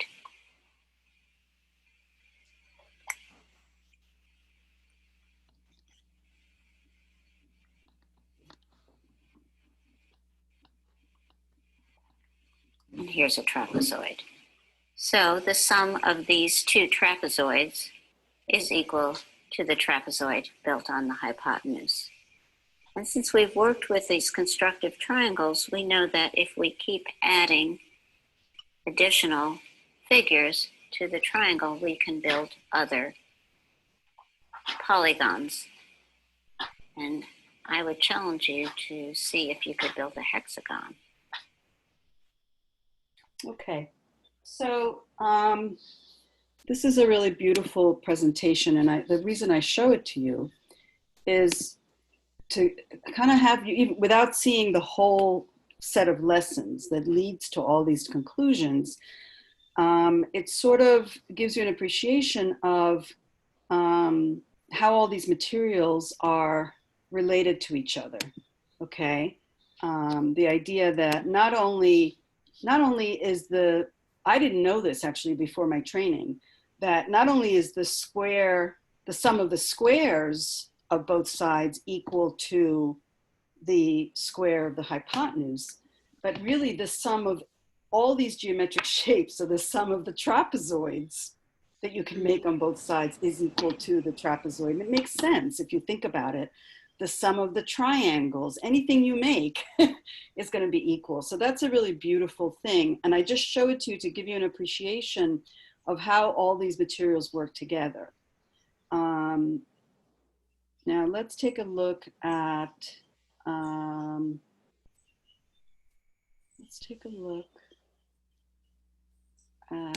this one. Let's see what we come up with. This lesson is the Pythagorean theorem, and this is typically. I think this would be a lesson that you would give. Okay. Right. Used with 6-year students, and it shows how we do inquiry-based learning. This is a right-angled triangle, and we know that all three sides are not equal. So a child would be able to tell you that this is a scalene right-angled triangle. They also can tell that there is a square that comes off of each side. So we would label those A squared, B squared, and C squared. Because we know that this is side A and B and C. We can investigate how these three squares relate to each other. We're finding their equivalencies.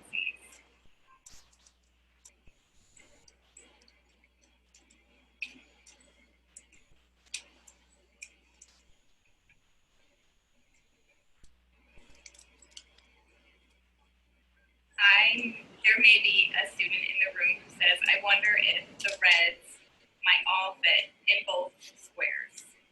So that's what we would try first, to see if the one red square can fit into the two smaller squares.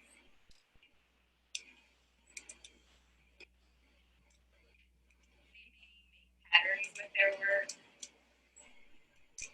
Typically at this age, they try to make symmetrical patterns, but not always.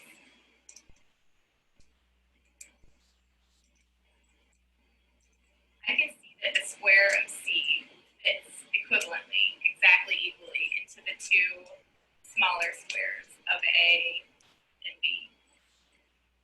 So I wonder if the two smaller squares will do the same thing with the larger square.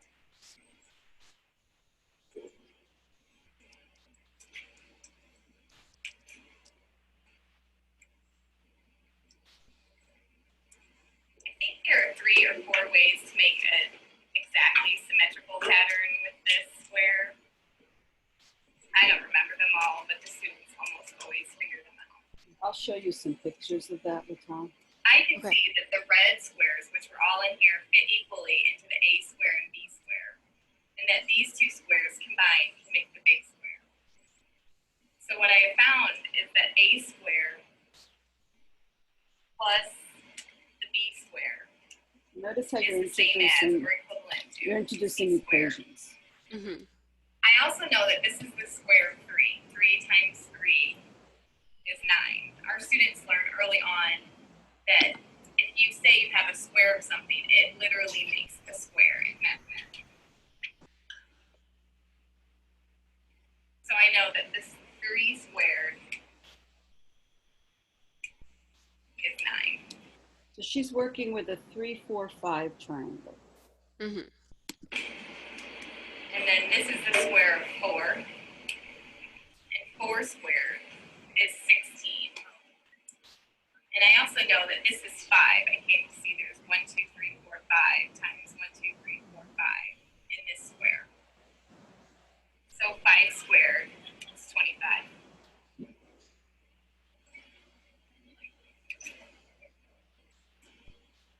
I know that 9 plus 16 equals 25. So by doing this work, I can derive the equation a squared plus b squared equals c squared. And 3 squared plus 4 squared equals 5 squared. So I can learn from doing this work that the square of the sum of two sides of a right angled triangle equals the square of a hypotenuse. Okay.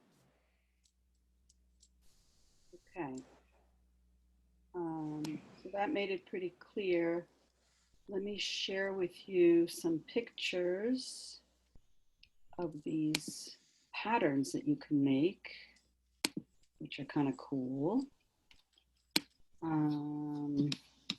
me go into my inbox.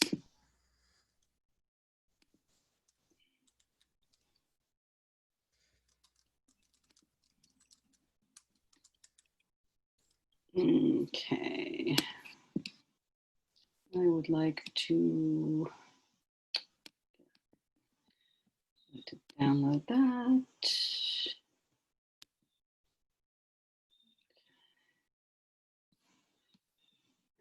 And those squares are in the geometry cabinet?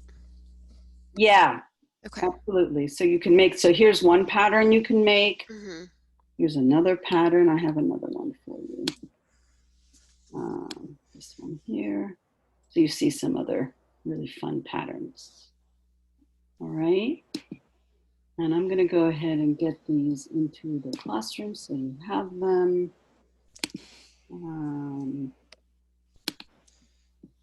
Just give me a minute because otherwise I'll forget to do it.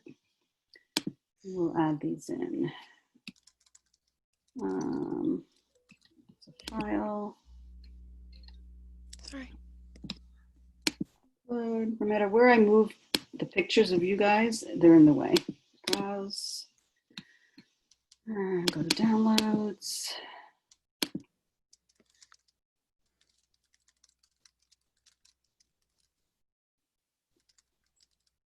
As a follow-up, I would have them draw the initial triangle that has the blue and the yellow on the shorter sides. And oh, they don't seem to have shown up. Okay, I'll do this later. Let me just make a note to download. Add pics to Pythagorean. Okay, so as a follow-up, they would draw the original layout, which has the red all together, and then the blue and the yellow on the shorter sides, and then draw the subsequent ones, you know, and they can even draw all the different patterns that you can make with the blue and the red. All right. Okay. Questions? But they wouldn't necessarily focus at that point on the formula, the equation. No, you would, absolutely. You would Okay. do it the way she just did it. It's a 6th grade lesson. Yeah, okay. You would definitely introduce the formula. But would they follow up and like Oh, they would write the formula. write Yeah. the formula? Okay. Yeah, and I would even have them write it as a paragraph. The sum of the squares of the two shorter sides of the right triangle equals the square of the hypotenuse. Mm-hmm. Yeah, I would definitely do that. So make sure that they know, you know, you might want to do a lesson before that on what the parts of a right triangle. The parts of a right triangle being, here, I'll show you right now. Being, let me just move my camera.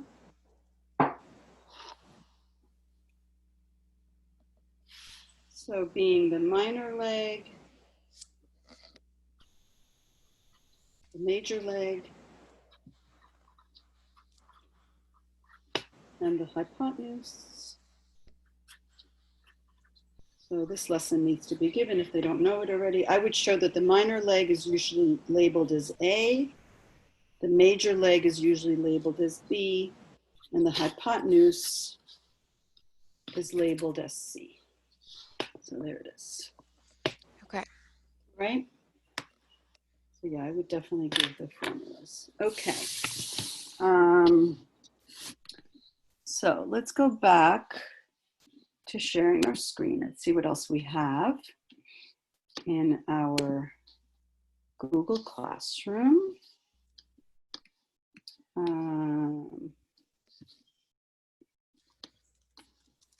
on, what's happening here?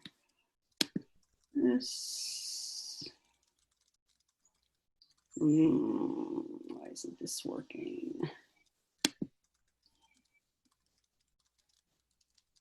Interesting. Come on, what's going on? Oh. Okay, let me close this out and see if that helps. Nope. My computer is really acting up. Let me stop sharing for a minute and see if I can get it to stop acting up.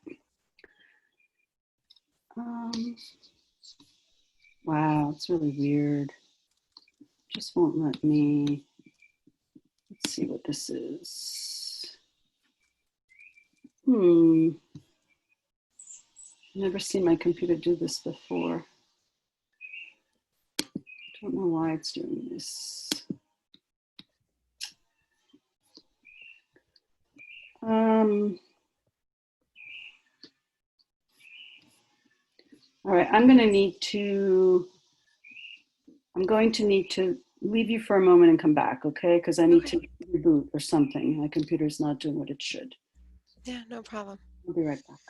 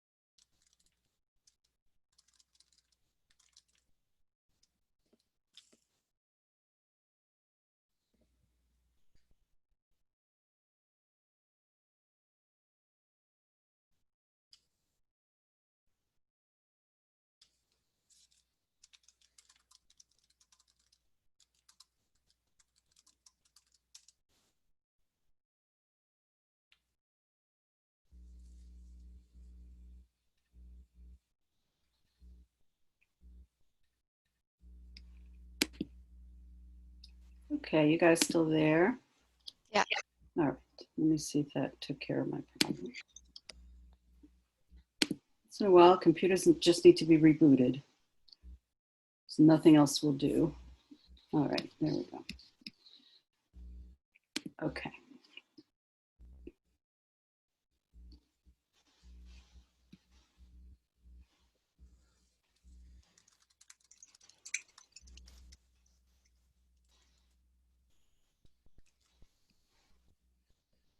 All right, we did this one. I think we did this one. Okay, I think all I want to show you now is some of the follow-up work that I had in my album from students. Okay. Have them use graph paper so they can make perfect squares. To make the perfect square of the hypotenuse, they're going to have to, they can't actually count squares on the diagonal, right? So they're going to have to use a ruler to measure. So they, just measure the length of the hypotenuse with a ruler and then draw that out as a square. Okay, whereas in these cases, in the two other squares, they can actually just count the squares. Is it assumed that they know how to measure, or is that something that might need to be reviewed? That might need to be reviewed. Good question. And then you're going to be doing that in science, so they're going to be really good at it. Yeah. Not only do they need to know how to measure, which they don't know, they also need to know just how to use a ruler as a straight edge. It's the most amazing thing. Yeah. It's so hard for them to hold the ruler still and to draw a straight line. It's especially for some of the boys, they just don't, they need to practice that. They don't have practice, yeah. It's amazing. Okay, here's another drawing. Okay, this is actually cut out, this one that you see here. Okay. They actually, make that drawing and cut it out. So, okay, so I think, let me see if there's anything else I want to show you. I'm not sure there's going to be anything new, but maybe we'll just look real quick. Let's look at these videos. I don't remember if they're different. Oh, this one just... This lesson is the Pythagorean theorem, and this is typically used with 6 years. Okay, that we just saw. Let's see. Is there anything new?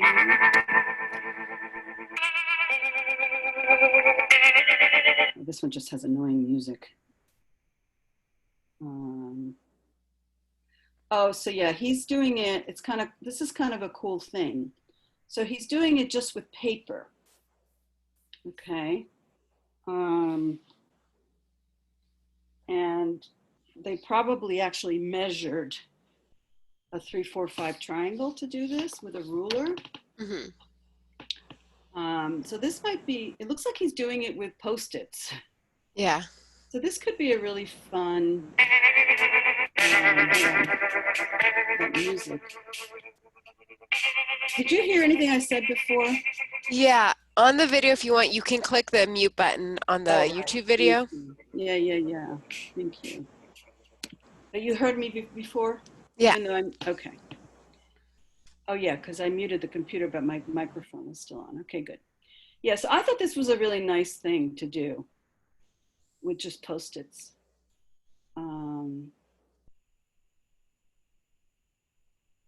It's a really nice presentation, I thought.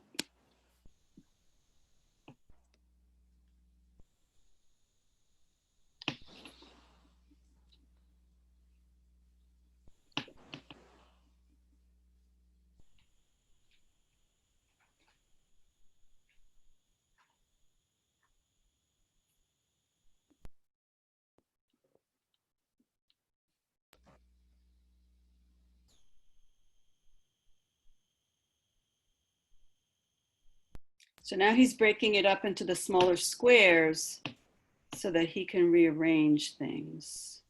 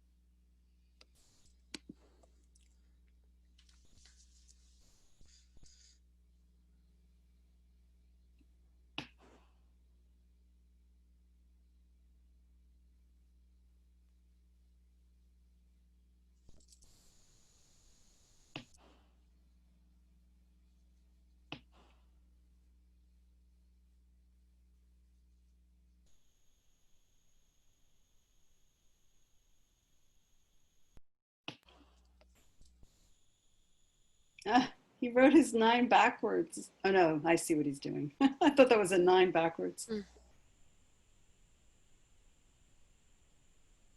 I don't know why he's not using A, B, C. That doesn't seem right Right. to me. All right, so you get the idea. Mm-hmm. I thought that was a really nice way to do it as a follow-up, maybe. Mm-hmm. We've got one more. Let's see if this shows us anything new. Oh, this is the same one we just saw. Yeah. Looks like the same. Yeah. Okay. All right. So I think we did it. What's this one here? So this would be a lower elementary presentation, but again, you could do it after they've completed their work with the constructive triangles and discovering relationships between the triangles. This is the inset for the first presentation. When we show the child this inset, through questioning or through discussion, we come to the conclusion that all of the triangles on here are right-angled isosceles triangles. The yellow square and the blue square are superimposed to show congruency. The blue square, yellow square, and red square, along with the blue triangles, yellow triangles, and red triangles, are transposed in the frame to show equivalence. Then, all of the triangles are superimposed on each other to show congruency. The child removes the red triangles and replaces them with the blue triangles and the yellow triangles. The red triangles are then put into the places where the yellow and the blue triangles were. We then work with the child to come to the conclusion that the red square is equal to the yellow square and the blue square put together. So this might be a presentation that you do before you actually do the one with the tiny squares. Okay. All right, this might make more sense before that. And you may decide that that's where you stop and then you don't do the small squares. That's fine too. Finally, we show the child that the sides of each square are equal to a side of the right isosceles triangle in the center. If the child chooses, they may write their conclusions in their notebook. This ends the first presentation of If the child chooses, spoken like a true Montessorian. Mm-hmm. I'm not that true to Montessori. I don't give them the choice of doing it or not doing it. Right. I may give them the choice of how they do it, but not one of the yeah. choices is not to not do it. All right. That would also be for 5th or 6th or? No, so that 6th. presentation could be a 4th grade presentation. They're very simple without Oh, you could do that formula. with just the construction triangles equivalencies. Well, or you could do it with the metal insets, just Or like the they metal showed, insets. Okay. but without the formulas. Just showing that the areas are equivalent. Exactly. Okay. Not even the areas, just showing, yeah, the areas, but you're not gonna put formulas Not in formally, yeah. 4th graders. Yeah. Okay. So that's it for constructive triangles.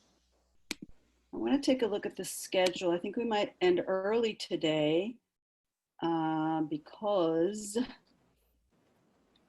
we're at a good stopping point and I don't want to start something new. Let's see. Yeah, so we're a whole day ahead of schedule, which is terrific. So I do want to make, yeah, so tomorrow we'll go over equivalences. I mean, we'll see whether I have other stuff to show you, but Okay. we may not even need all 5 days.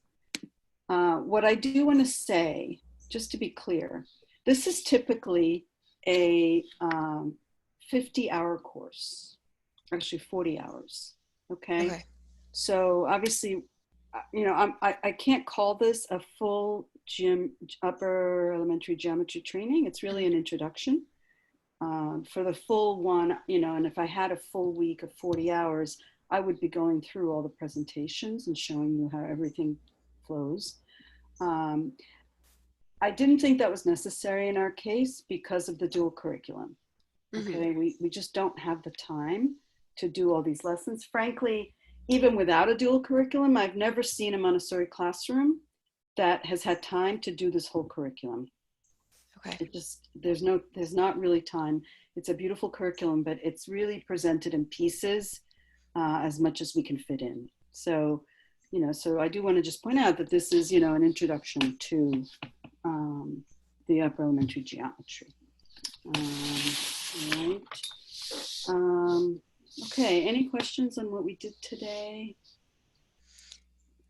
I think for me, sometimes where I get confused is just, I know that there's an order, but it's hard to see how it, like, I understand the beginning with the 4th grade, how that goes in order, but then it feels like we kind of jumped and this could go to 5th and this could go to 6th. Yeah. Okay, so let's do this. Let's actually write up some things that, just to summarize today, to write up what we've done and where it would go. We'll start sort of building a scope and sequence. Okay, yeah, I kind of started. Oh, good. So. All right, can you share it with us? Yeah, I think so. Let me allow you. Let me just allow you to share. Okay, I think you can share. Okay. Okay, can you see that? Yeah, oh, nice job. Okay, yep. So we've got 4th grade, study of congruence with metal insets. First the squares and the rectangles, then the triangles. Study of similarity, the Russian doll, right? Very good. Yeah, sorry, I mean, yeah, these are just my short notes, yeah. Very nice, okay. Yeah, in 5th grade, very good. In 5th grade, you would do proportionality if you have time. Now, some of the constructive triangle work, you could bring 4th and 5th grade together for that. Oh, okay. And that's going to be really useful. You could actually do the same if your 5th graders have not seen, and they probably, I don't know whether they have. You'd have to check in their files or check with Aliza. Okay. If they've seen the congruence or similarity lessons, then you'd want to include them. But if you can, anytime you can, bring 2 groups together, it's one less lesson you have to give. Right. I just don't know exactly how the schedule works for that. I've seen the potential schedule is well, so here's what I would say. And also just this year with distancing, we're trying not to make the groups too big. Gotcha. Okay, so you guys discuss that. Okay. But, you also need to, to some extent in general studies, you have to sort of exert your authority a little bit and say, okay, because, I'll give you an example in middle school. So, Zeb and Yardana like to do it.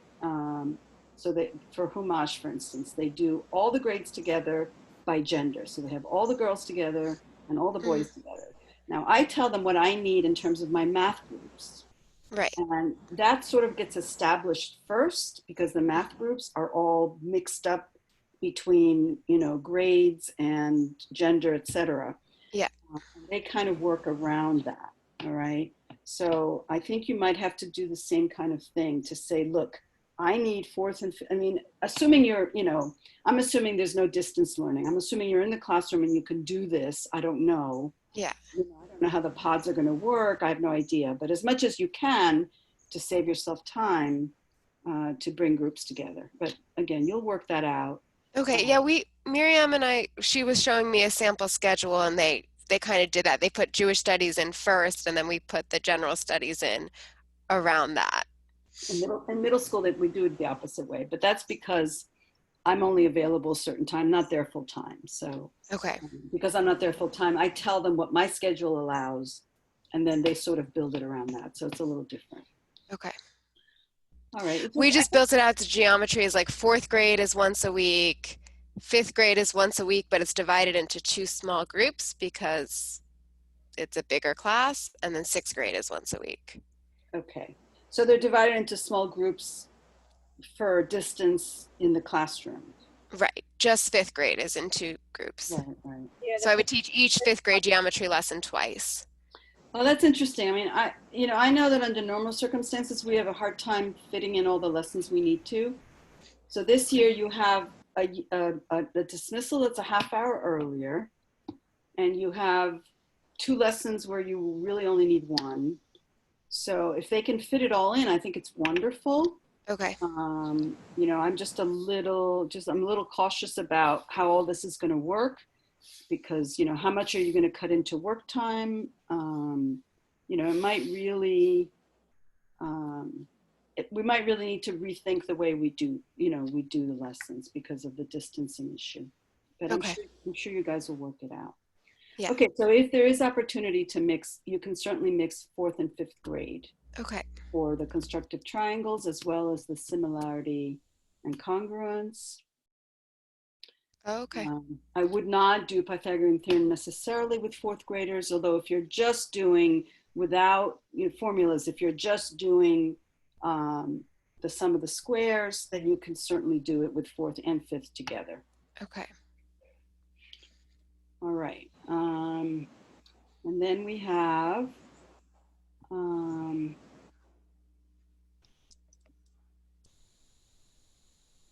right. And then for 6th grade, we have the full Pythagorean theorem. Yeah, I think you've got it. I know you said you were confused, but I think you really got it here. Okay. You captured everything that I think I told you. I'm going to look and see if I can find a scope and sequence for upper elementary geometry for you. Okay. All right. Scope and sequence for upper L geometry. There are things out there. I'll take a look and see what I have. All right. And then tomorrow we will start with the metal set equivalence lessons for Okay. area. All right. An area would be with 4th grade or 5th? I think 5th grade. Okay. 4th graders are going to be, what you've already written down for 4th grade geometry is probably enough for the year. For the year, yeah, that's Yeah. what. Yeah, you don't have that many. I mean, I know you're going to try and do it weekly. I don't know. No, but it's also on Fridays, and Miriam was saying Fridays usually get cut up. Yeah. Yeah. Right. So,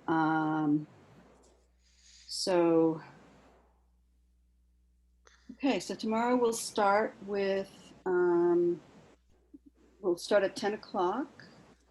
Yeah. Right. And anything else? No, that was really helpful. Okay, Michaela, you good? Any questions? All good. Okay. All righty. So enjoy your camping. Where are you? It looks beautiful. Where are you camping? I'm in Ocean View. It's exit 17 off the Parkway. Oh my gosh. Beautiful. Nice. Wow. Nice. I know we call it glamping. Yes. Glamorous. Yeah. We have in our. No, that's nice. Lovely. Yeah. All right, guys. Thank you so much. We will see you tomorrow. Tomorrow. Perfect. Thanks, Monica. Okay.